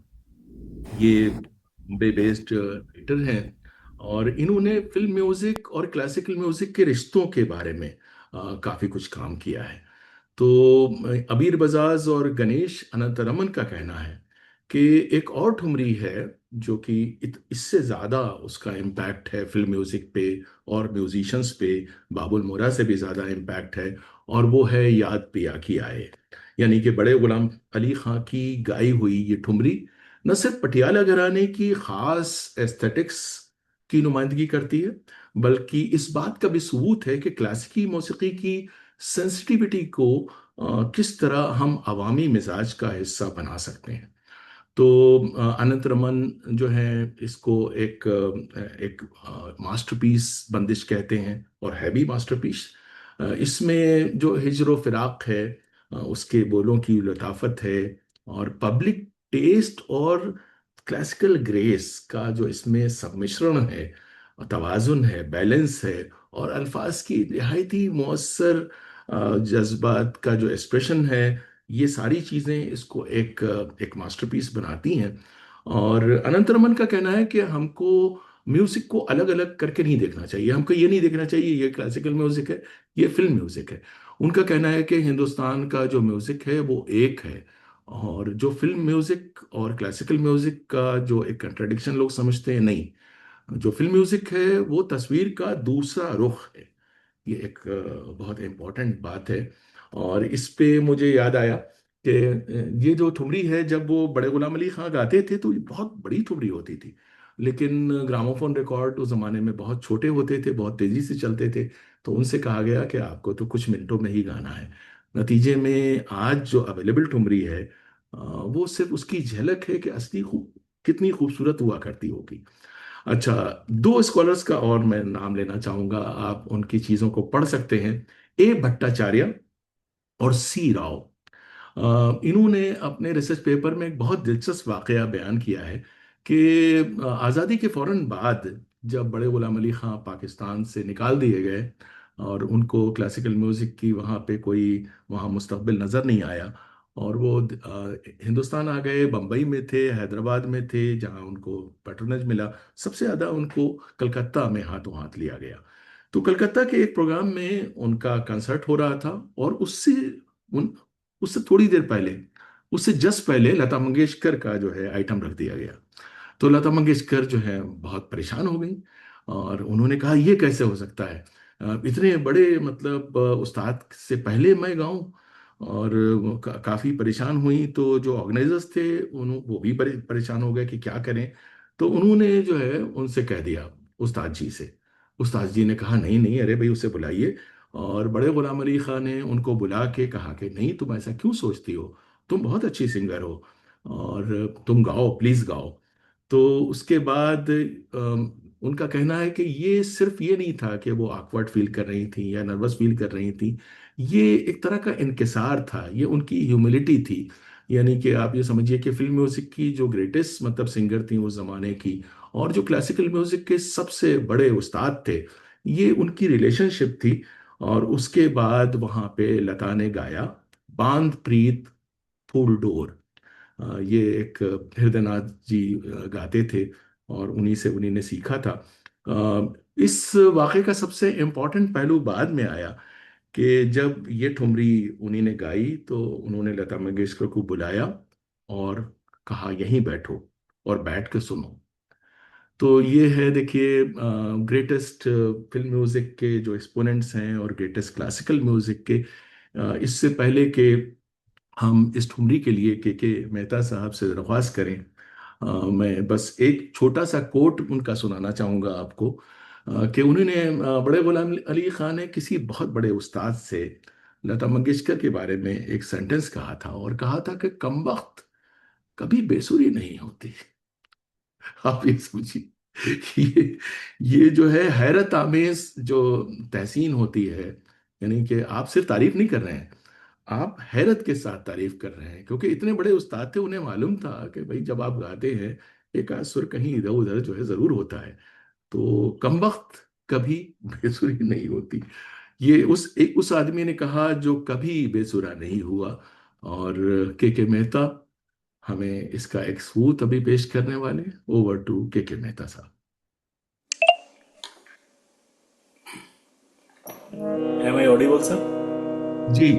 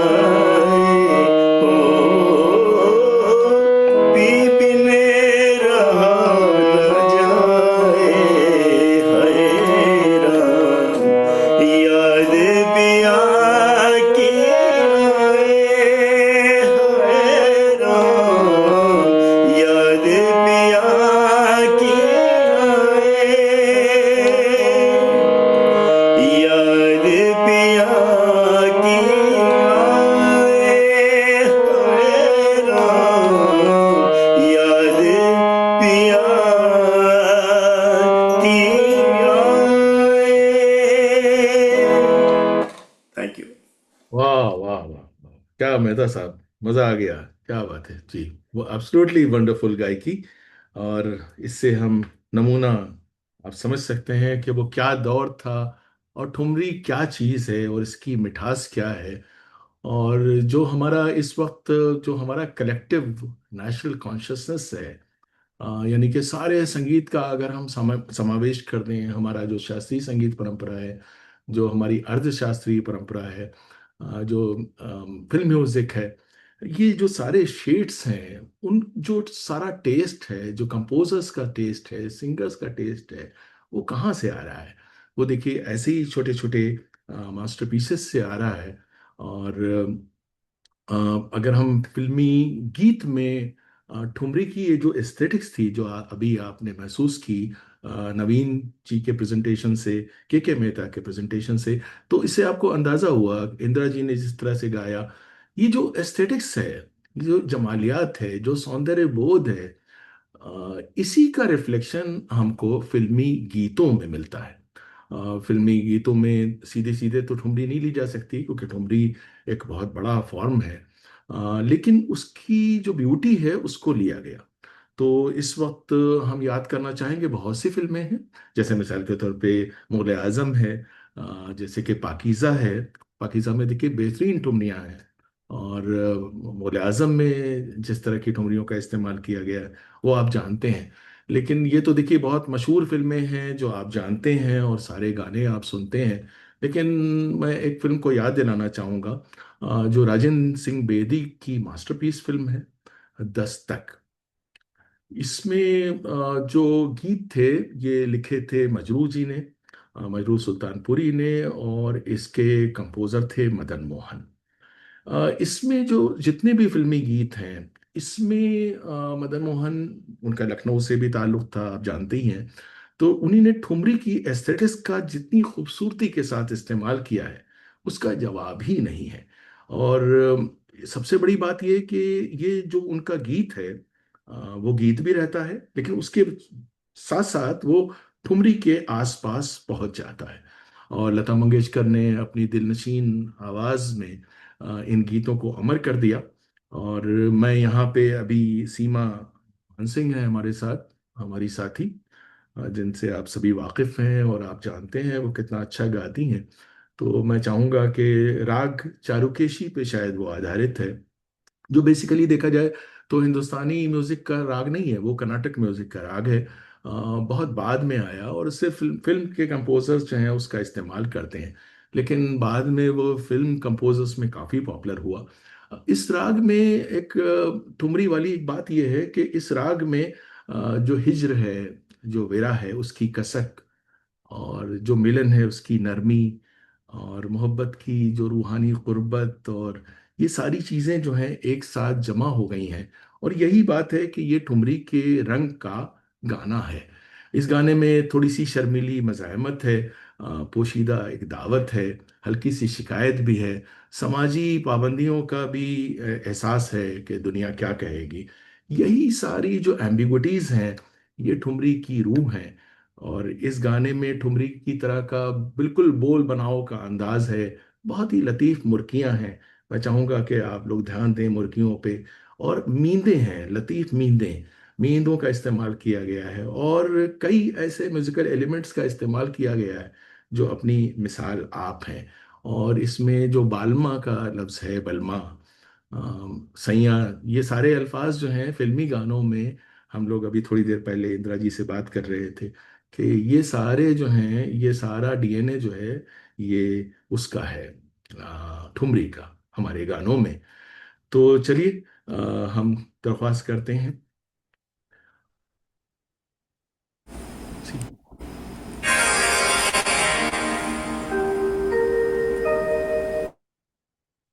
बैया ना धरो ओ बलमा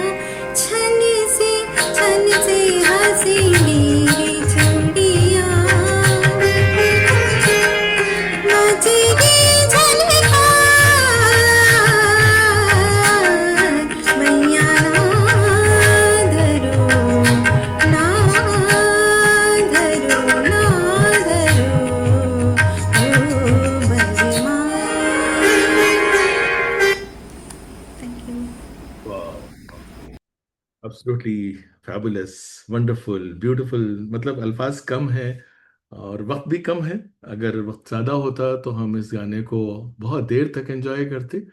तो मैं सुनने वालों से बहुत माफ़ी चाहता हूँ कि इस तरह से आपका दिल तोड़ा जा रहा है। नहीं नहीं, तोड़ा नहीं, क्योंकि तोड़ा नहीं, दिल इंटैक्ट ऊपर उभर रहा है बहुत सा। 10-15 मिनट ले लें, ऐसी कोई बात नहीं। जी जी जी जी जी जी, ये आपने पहले कह दिया होता तो फिर हम ले लेते। तो अब तो चलिए हम आगे की बात करते हैं। जी, तो ख़वातीन व हज़रात, आपने एक नमूना देखा कि जो ठुमरी की एस्थेटिक्स है, जो ठुमरी का सौंदर्य बोध है, उसका किस तरह से हमारे जो ग्रेटेस्ट कंपोजर्स हैं, जैसे कि नौशाद हैं, जैसे कि मदन मोहन हैं, और भी सारे लोग, उन्होंने किस तरह से इसका इस्तेमाल किया, इस फ्लेवर का इस्तेमाल किया। तो इसी का एक अगला एक्सप्रेशन है जिसमें खामोशी की जो तकलीफ होती है, जब आप अपने दर्द को बयान नहीं कर पाते हैं। इसका एक बेहतरीन एक्सप्रेशन एक बोल बनाओ की ठुमरी की पहचान है, जो पटियाला घराने के अंदाज और रवायत की भी एक अच्छी मिसाल कही जा सकती है। और राग खमाज से इसे वाबस्ता समझा जाता है। और खमाज एक ऐसा राग है जो नर्म होता है, बहुत लतीफ़ होता है, जिसकी जिसकी जो नगमगी है, जो उसका लिरिकल जो उसकी क्वालिटी है, वो बहुत ही सॉफ्ट है। इसमें इश्क, गुर्बत, हिज्र और जज्बाती नज़ाकत के इजहार के लिए बहुत मौजू माहौल है। और ये जो कैफियत है, ये मोरा सैयां मुझसे बोले ना, ये एक पुरानी मतलब बंदिश है ठुमरी की। इसमें ये सारी ब्यूटी है, और इस ठुमरी का जो मरकजी ख्याल है, जो इसका सेंट्रल आइडिया है, वो बहुत सादा सा है। आपने सुना होगा अभी इंदिरा जी की एक ठुमरी थी, जिसमें बोलने की बात की जा रही थी। वहां पे बोलने की बात हो रही थी बात, यहाँ पे न बोलने की बात है। और यानी जिनसे प्यार है हमारी हीरोइन को, हमारी नायिका को, वो सामने मौजूद है। यानी कि अगर राधा और कृष्ण के आप उसमें देखें, तो कृष्ण मौजूद हैं और राधा उनको देख रही हैं, लेकिन वो बात नहीं कर रहे हैं। तो जो हीरो है वो बात नहीं कर रहा है, और यही खामोशी हमारी हीरोइन के दिल में इस्तिराब पैदा कर रही है। और ठुमरी की रवायत के मुताबिक यहाँ कोई बाकायदा किस्सा नहीं बयान किया जा रहा, कोई बहुत लंबी चौड़ी कहानी नहीं है। बस एक छोटी सी इंसिडेंट है, एक छोटी सी फीलिंग है, और एक ही जज्बाती कैफियत को कि भाई वो बात नहीं कर रहे हैं।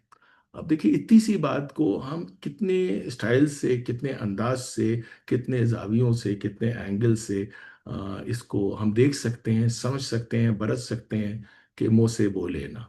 अब ये देखिए, जितनी बार वो गाती हैं, मतलब इसमें मुँह से बोले ना, हर बार ये जब मिसरा लौट के आता है तो एक नया एक्सप्रेशन देता है।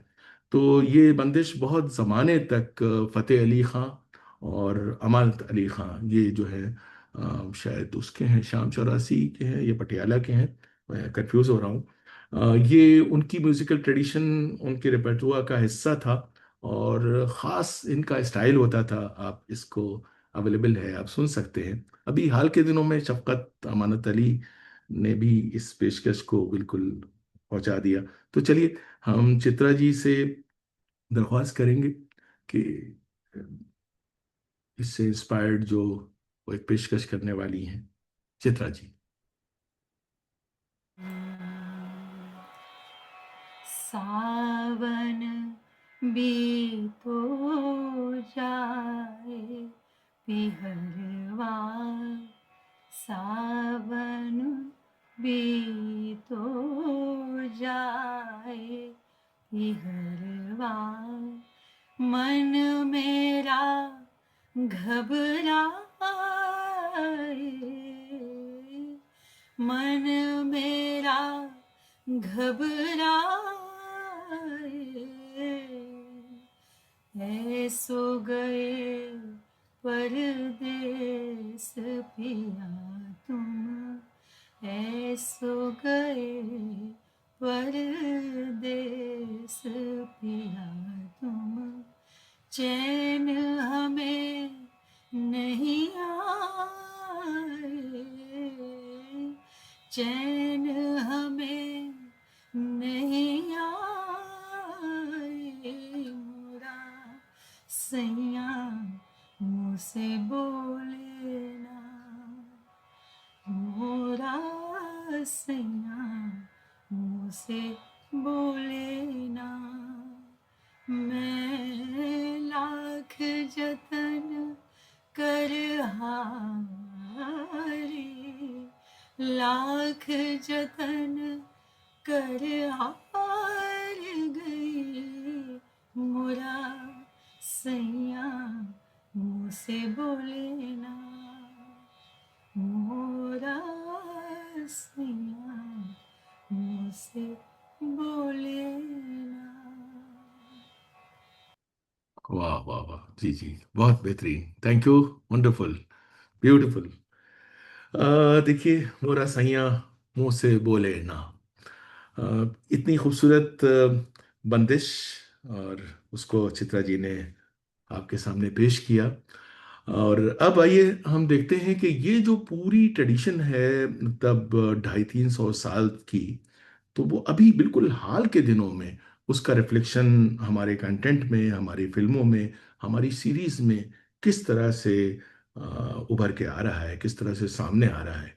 तो नीलम जी जो हैं, उनकी मदद से जो बिल्कुल ताज़ा तरीन इसका रिफ्लेक्शन है, हम उस पे नज़र डालने की कोशिश करेंगे, जिसमें हीरा मंडी, ये जो सीरीज थी संजय लीला बंसाली साहब की, तो उसमें ठुमरी की एस्थेटिक्स को नए दौर के लोगों तक पहुंचाने का काम किया गया। और इसमें अपनी बनावट के हिसाब से, पेशकश के हिसाब से, बोल बनाओ ठुमरी के स्टाइल से इस प्रेजेंटेशन का गहरा रिश्ता है।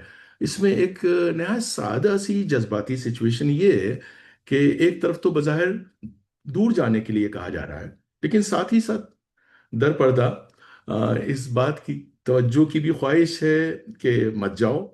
तो ये जो कंट्राडिक्शन है कि दूर जाओ और मत जाओ, तो इस कंट्राडिक्शन को इशारों से, लतीफ नज़ाकतों के कई रंगों की मिलावट से इस नगमे में दिलकशी दी गई है। महबूब से छेड़छाड़ हो रही है, हिजाब आमेज, बहुत शर्म वाला थोड़ा सा इनकार भी है, थोड़ी सी रजामंदी भी है।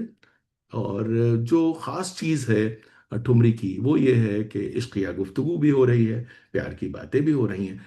ये सारे सब्जेक्ट्स, ये सारे कलर्स जो हैं, ये ठुमरी के हैं, लेकिन इसमें हीरा मंडी में इसका इस्तेमाल किया गया है।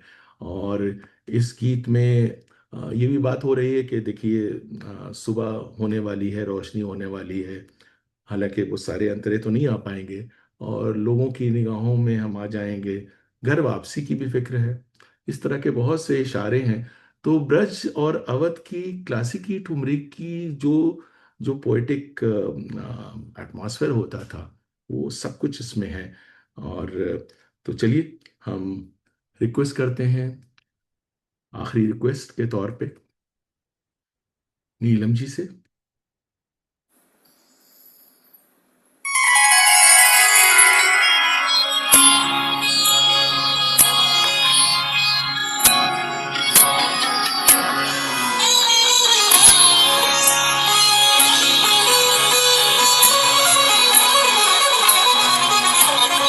सैया हटो जाओ तुम बड़े वो हो, सैया हटो जाओ तुम बड़े वो हो।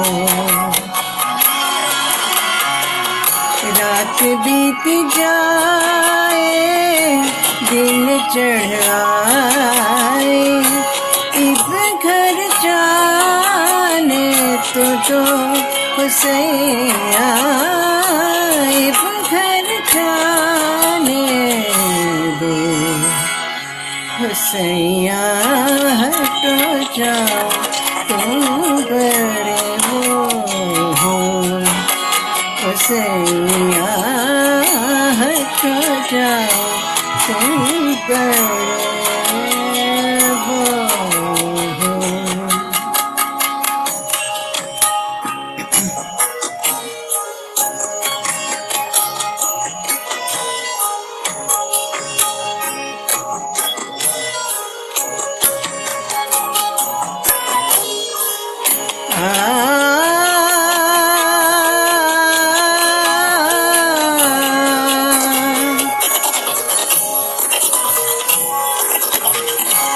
सास ननद और सखियां बैरी पूछेंगी रात कहाँ थी ठहरी।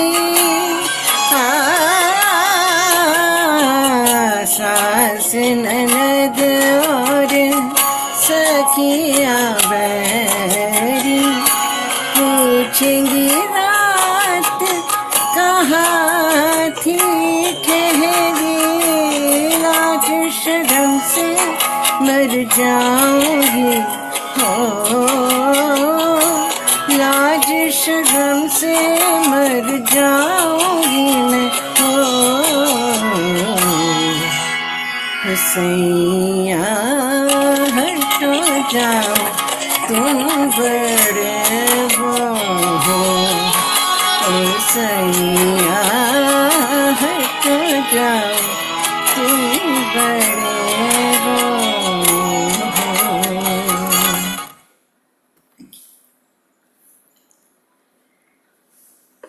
वाह वाह, जी वाह, मजा आ गया जी, बेहतरीन। तो इसके साथ ही हम आप सबका शुक्रिया अदा करना चाहेंगे कि काफ़ी लंबा प्रोग्राम हमारा आपने बर्दाश्त किया। मेहरबानी, नवाजिश, करम, शुक्रिया। ओवर टू रजी साहब।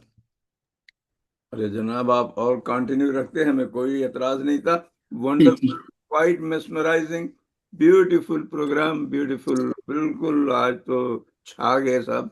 देखिए 1.5 घंटे से ऊपर तक बिल्कुल बिल्कुल चुपचाप लोग सुनते रहे और डटे रहे, भूख प्यास के बावजूद जो है। जबरदस्त, वंडरफुल, मैं इस ज्यादा नहीं कहूँगा। और जिनको कुछ कहना है वो रफत साहब उनको बुलाएं। मैं इससे ज्यादा क्या कहूँ। बस मेरा एक अनाउंसमेंट हो जाए, उसके बाद मैं आपको रफत साहब के हवाला करता हूँ। Faisal, Faisal, are you there?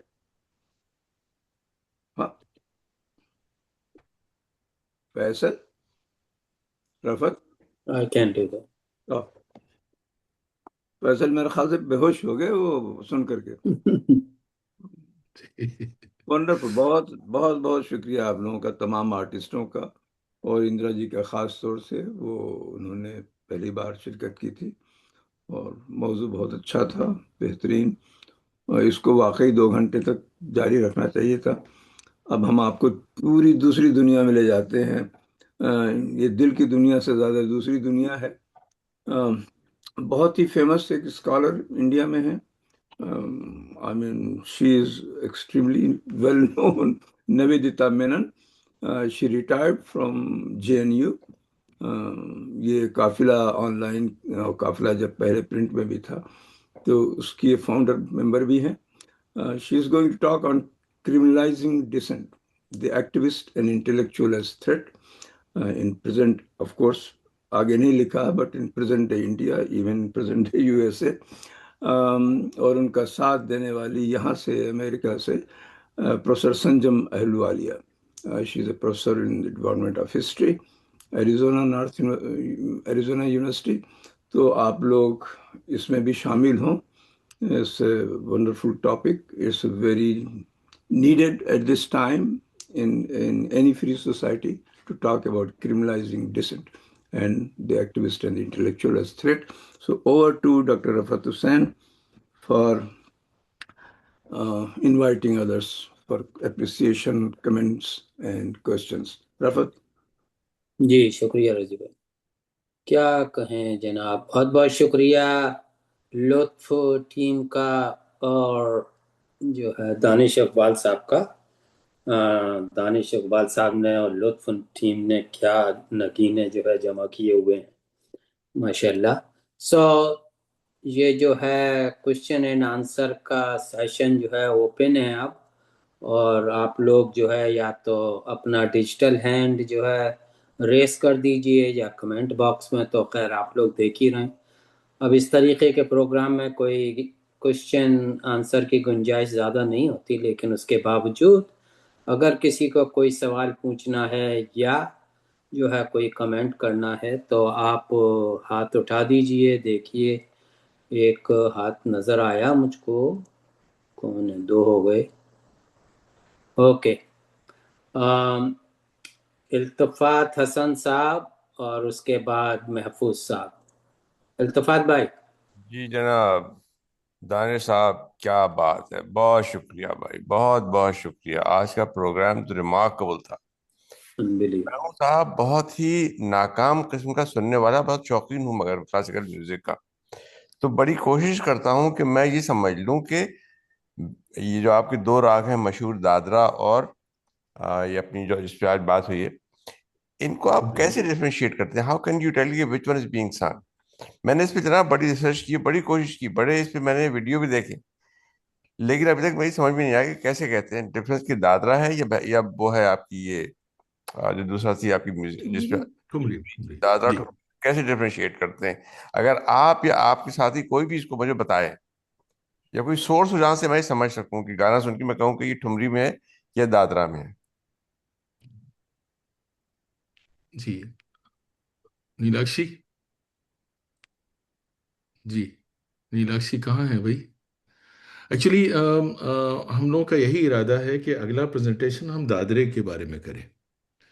तो कहने का मतलब ये कि ये हमारी हिट लिस्ट में भी है। और ठुमरी तो क्या है ये तो आपकी समझ में आ गया आज। और दादरा क्या है ये मैं चाहूँगा या तो इंदिरा जी इस पे थोड़ा कुछ रोशनी डालें, या नीलाक्षी इसके बारे में कुछ बताएं। क्या ये दोनों लोग मौजूद हैं हमारे साथ? मीनाक्षी नीलाक्षी हैं, दिखाई तो नाम तो दिखाई दे रहा है लेकिन वो है नहीं, शायद हटी हुई होंगी, जो भी है। तो दादरे पे अगला कर लेते हैं ना, तो फिर वहीं समझा जी दी। एक्चुअली क्या है, दादरा जो है वो एक ताल भी है और दादरा एक फॉर्मेट भी है। ठीक है, तो दादरे से थोड़ा सा कंफ्यूजन लोगों को ये भी होता है। मैं चाहूँगा कि इंदिरा जी इसके बारे में कुछ प्रकाश डालें, तो हम लोग शुक्रगुजार होंगे। हाँ, जी जरूर। ठुमरी का अंग ही है दादरा। पर ठुमरी जैसे हमारे गुरु बोलते थे कि ठुमरी जैसे सोच लीजिए ये एक विलंबित ख्याल, एंड दादरा इज द्रुत द्रुत। ख्याल। इसके मतलब है same emotions, same type lyrics. हाँ, पर ये दादरा जो है थोड़ा रिदमिक फ्लो, थोड़ा फास्टर है, रिदमिक फ्लो। एंड ये ठुमरी जो है, हम बहुत मतलब artist have got freedom to go on with their bhav and swar and imagination, like a painting, like painting a picture. धीरे धीरे धीरे धीरे हम बढ़ते जा रहे हैं पेंटिंग ए पिक्चर। जैसे जाओ वह तुम शाम, तो शाम से हम बहुत अच्छी तरह इसको आगे बढ़ाएंगे। जाओ वही तुम शाम, शाम हो। और ये शाम को हम हमारी इमेजिनेशन से, क्रिएटिविटी से, जितना हमको जानकारी है, जिनका अपना मतलब हृदय से जो आप बोलते थे कि एकदम हम भाव एक्सप्रेस करेंगे कि किस टाइप में हम शाम से मिलेंगे। श्याम श्याम जाओ वही। अच्छा, सबसे ये है मतलब सोचने वाली बात कि हम जाओ बोलते हैं, पर एक्चुअली हम जाओ नहीं बोल रहे हैं, हम जी आओ बोल रहे हैं। वाह वाह वाह, क्या बात। जाओ जाओ, मतलब मन से, मुंह से तो हम बोलते हैं जाओ, क्योंकि हम मतलब ये नहीं करेंगे, हम बोलेंगे नहीं कि तुम आओ, पर एक्चुअली मन से, अंतर से हम बोल रहे हैं आओ। तो ये सब जो एक्सप्रेशन है, इतना टाइम देने का दादरा में नहीं है। दादरा जैसे नहीं बोले संवरिया जीरा जलाए, नहीं बोले, वो दादरा ताल में। नाही बोले सबरिया जियरा जलाए, नाही बोले, नाही बोले, नहीं बोले, नहीं बोले। तो थोड़ा सा इसी का ही फर्क है, ताल का और बोलने का ढंग का, और थोड़ा सा जी जी जी जी। इल्तिमास साहब, आप छोटा ख्याल बड़ा ख्याल समझते हैं? नहीं, आप तो वाकई काफी टेस्ट नहीं वाले समझता। आदमी हैं। छोटा बड़ा ख्याल नहीं समझता मैं। छोटा ख्याल बड़ा ख्याल, अगर आप ख्याल गायकी सुने तो उसमें भी ये वेरिएशन है कि भाई शुरू में जो है वो स्लोअर सब कुछ है, और बाद में जब छोटा ख्याल आता है तो जो उसकी लय है वो बदल जाएगी, फास्टर लय हो जाएगी। तो यूं समझिए कि दादरा एक फॉर्मेट भी है, दादरा एक ताल भी है। ठुमरी में जैसा कि अभी मतलब इंदिरा जी ने आपको बताया कि हम ठुमरी में दादरा ताल का इस्तेमाल टुवर्ड्स द एंड करते हैं। शुरू में जैसे बड़ा ख्याल होता है, ऐसे ठुमरी में हम सारे एक्सपेरिमेंटेशन करते हैं, मतलब सारे ठुमरी के, हाँ, वेरिएशंस करते मेन हैं। ठुमरी के बाद हम दादरा गाते हैं, जी जी जी। जरूर तो जरूर। ठुमरी में जब हम फास्ट उसमें आ जाते हैं टुवर्ड्स द मतलब एंड, तो वो दादरा वाला अंग आ गया। लेकिन दादरा एक फॉर्मेट भी है, जैसे बेगम अख्तर के दादरे हैं, सिद्ध और बाकी सिंगर्स के दादरे हैं। तो दादरा एक फॉर्मेट भी है।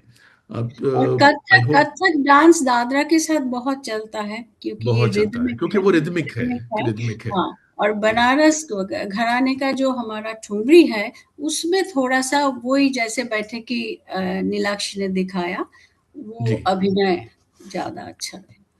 जी। और इल्तिफात साहब, देखिए प्रोफेसर्स के बारे में ये कहा जाता है कि जब उन्हें कुछ कुछ बात मालूम नहीं होती है तो वो कंफ्यूज कर देते हैं। आप चले समझ भैया, रहे आगे बढ़े, आगे बढ़े, आगे बढ़े। फिर रफस हैं? बहुत तो खूब। आप अगर अगर आप कंफ्यूज फील कर रहे हैं ये अगली तो इसका बार मतलब एंड यू कि आर रियल प्रोफेसर म्यूजिशियन। साहब कामयाब हैं। अगली बार इंडिया जब ये जाएंगे इल्तफात साहब, तो इनसे कहा जाएगा कि भाई 5-6 दिन एडिशनली आप जाके एक दानिश साहब से नहीं, ऐसा कुछ नहीं है, ऐसा कुछ नहीं है। उसके आप स्कूल में देखिए बैठ जाए। अच्छी ठुमरियाँ, आप 2-3 दिन अच्छी ठुमरियाँ सुन लीजिए। तो जो ठुमरी का जो क्लोजिंग वाला पार्ट होगा वो आप समझिए कि वो दादरा ताल है। अब जब एक बार आपको दादरा ताल की समझ में आ गई। नहीं, जी क्लोजिंग मतलब उसी के साथ नहीं, जैसे हम ख्याल में सरगम और ये सब विलंबित करते हैं, उसके जी बाद ही एंड पार्ट होता है द्रुत। पर दुरुस्त। ठुमरी, ठुमरी ये नहीं, ठुमरी हम करके फिर लग्गी होता है ठुमरी का, हाँ, लग्गी से हम खत्म करते हैं। उसके बाद मतलब एक ट्रेडिशन है कि ठुमरी के बाद हम दादरा गाएंगे, तो जी इसलिए हम लोग बोलते, आप ही बोला, आपने ही बोला, मैंने सुना कि उपशास्त्रीय संगीत ये नहीं है, रागदारी बहुत जानना पड़ता है, सारे राग जानना पड़ता है, तब ठुमरी आता है। तब तो आएगी। हाँ, तो हाँ, क्यों हम क्यों तो कहें सेमी जैसे, क्लासिकल है? हाँ, जैसे वो विलंबित और उनसे थोड़ा सा हमने कंपेयर कर लिया, मतलब ये तो ऐसा शास्त्र। कीजिए कि 2-3 दिन लगातार ठुमरियाँ सुनिए, जी तो जी, फिर आपको दादरा समझ में आ जाएगा। ठीक है। और दूसरा तरीका ये है कि हम लोग अगला प्रोग्राम दादरे पे कर दें। बहुत अच्छा जनाब, बहुत अच्छा। हाँ, ये जी ठीक बहुत है। शुक्रिया, चलिए, बहुत बहुत शुक्रिया। शुक्रिया। मोर आगे से बढ़ते वो हैं। ज्यादा बेटर रहेगा। जी बहुत शुक्रिया। अ, जी। जनाब महफूज साहब, I ask you to unmute. Mahfooz साहब, चलिए, जब तक महफूज साहब आते हैं, what a honour and privilege. मेरी आवाज आ रही? जी है, महफूज अर्ज कर रहा हूँ। जी फरमाइए। दानिश साहब, सिर्फ ये अर्ज करना था कि आपने आज इंतहाई इल्मी, फनी और तफरीही प्रोग्राम पेश किया। ये सही मानों में रूह तक को पुरसुकून कर गया। आपको और आपकी पूरी टीम को अपने दिल की गहराइयों से मुबारकबाद पेश करता हूँ। बस इतनी सी अर्ज करनी थी। बहुत शुक्रिया महफूज साहब। जी, बहुत मेहरबानी, नवाजिश करम। जी देखिए, हमारे बीच जो है मेजर साहब हैं, मेजर जनरल केटी गिरजा साहब, केटी सिंह साहब, प्लीज। उनका उनका नाम मत बदलिए प्लीज। अब जो उनका लिखा है उस पर नहीं नहीं, नहीं। गजराज, गजरिया Sorry, Gajriya. Let me see again one more time. My apology. Major General KT Singh साहब. जी मैं तो यही कहना चाहता हूं कि दानिश सर, हमने लुत्फ उठाया। इंदिरा जी को सुना, बहुत अच्छा लगा। इंदिरा जी, आप एयरफोर्स फैमिली से हैं, मैंने सुना था। तो ईस्टर्न एयर कमांड हमारी भी कर्म भूमि रही है। मैं चीफ इंजीनियर था वहाँ पे किसी जमाने में।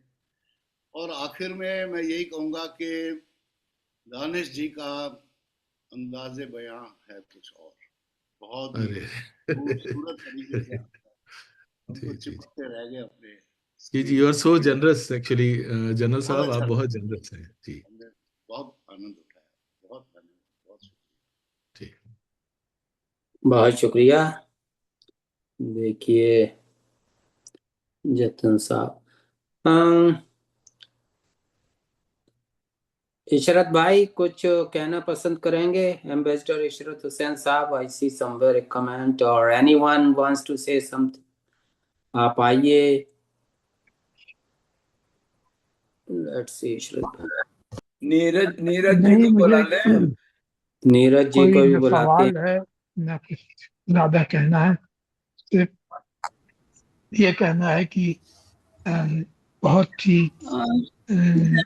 बड़ा दानिश साहब और सब खूबसूरत प्रोग्राम था। मैं कह रहा है मैंने उसको मुस्तकिल सुना, 2-3 बार कमेंट्स भी किए हैं, लोग देख सकते हैं। जी जी। और इंशाल्लाह ये सुन के खुशी हुई कि और भी ऐसे प्रोग्राम होंगे, और मुझे यकीन है कि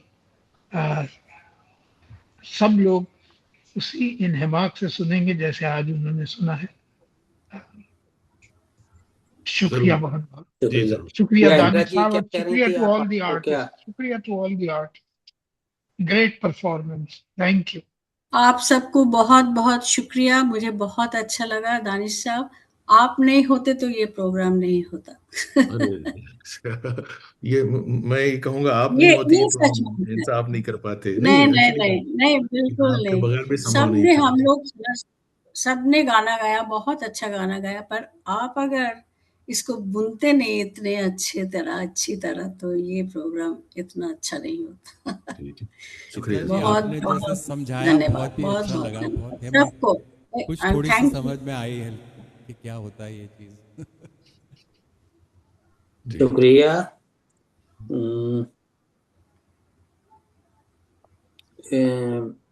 और नीरज नीलाक्षी कुमार को साहब, मैं बहुत धन्यवाद देना चाहती हूँ, क्योंकि Neelakshi only has connected me to you all, so thank you. No, it's a really a pleasure to have you here.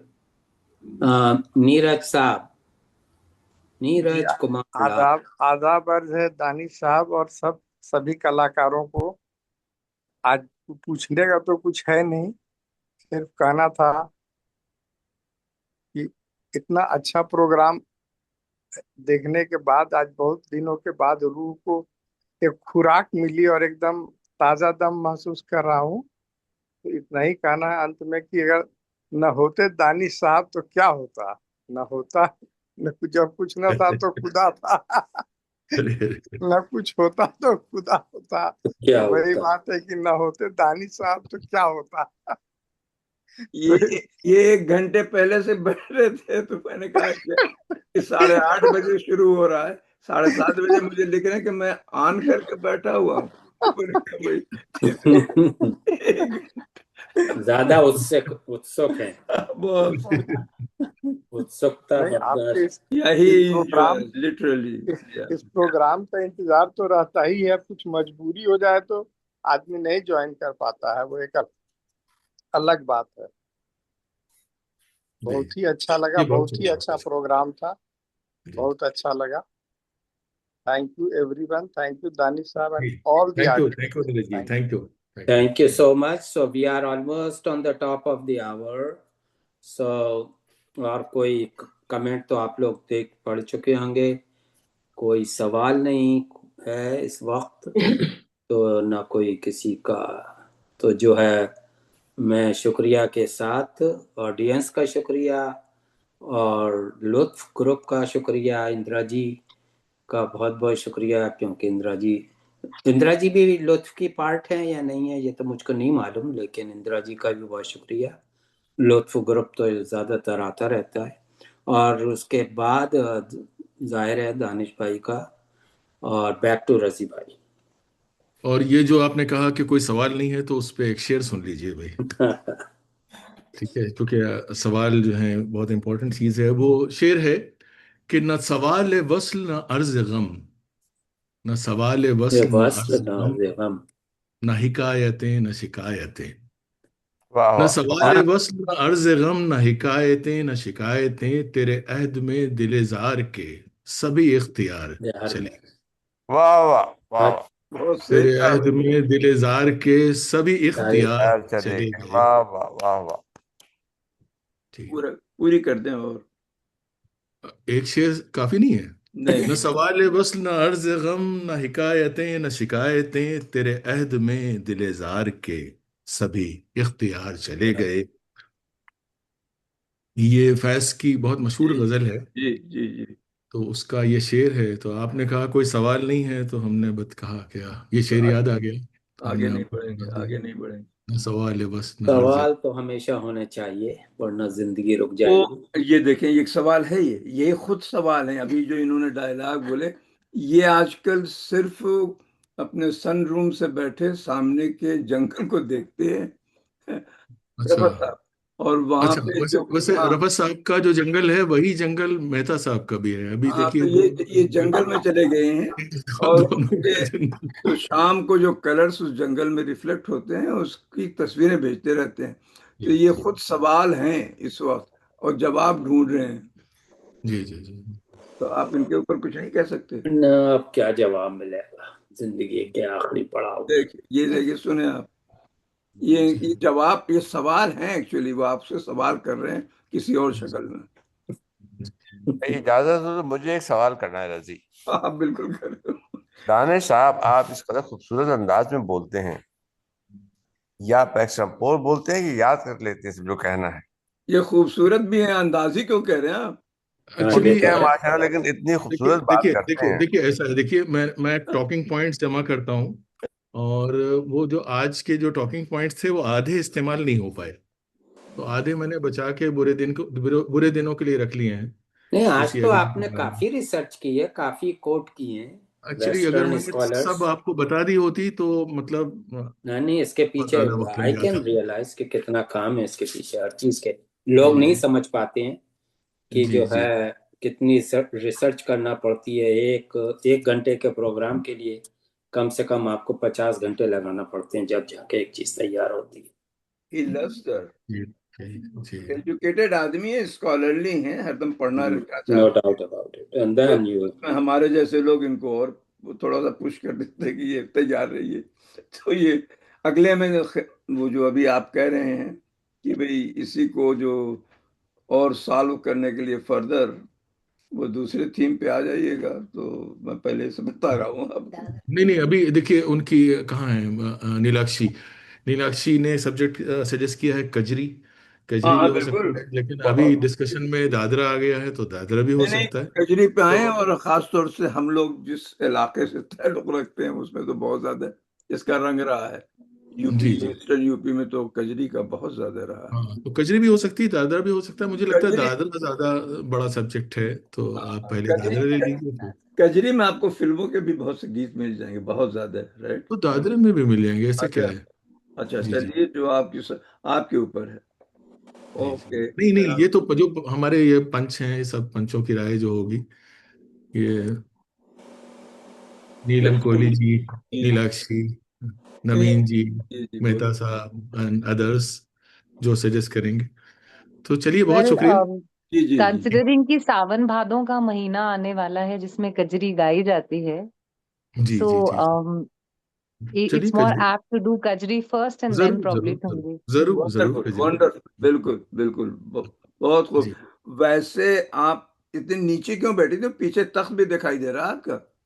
हाँ जी, वो हमारा कुछ एंगल नहीं बन पा रहा था, और फोन इधर अच्छा। उधर हो रहा था, कहीं से कनेक्टिविटी नहीं आ रही थी, तो हम एक ही जगह तब से बैठे हुए हैं कि कनेक्टिविटी आए और हम इधर उधर ना हो। मतलब हिल भी नहीं सकते, बहुत बड़ी नहीं ये तो बड़ी नहीं, परेशानी की बात आज है। सुबह से यहाँ पे बारिश हो रही है तो बिल्कुल कनेक्टिविटी जीरो हो गई है। अच्छे खासी टॉर्चरिंग है भाई, 2 घंटे आप उसी तरह बैठी हुई हुई।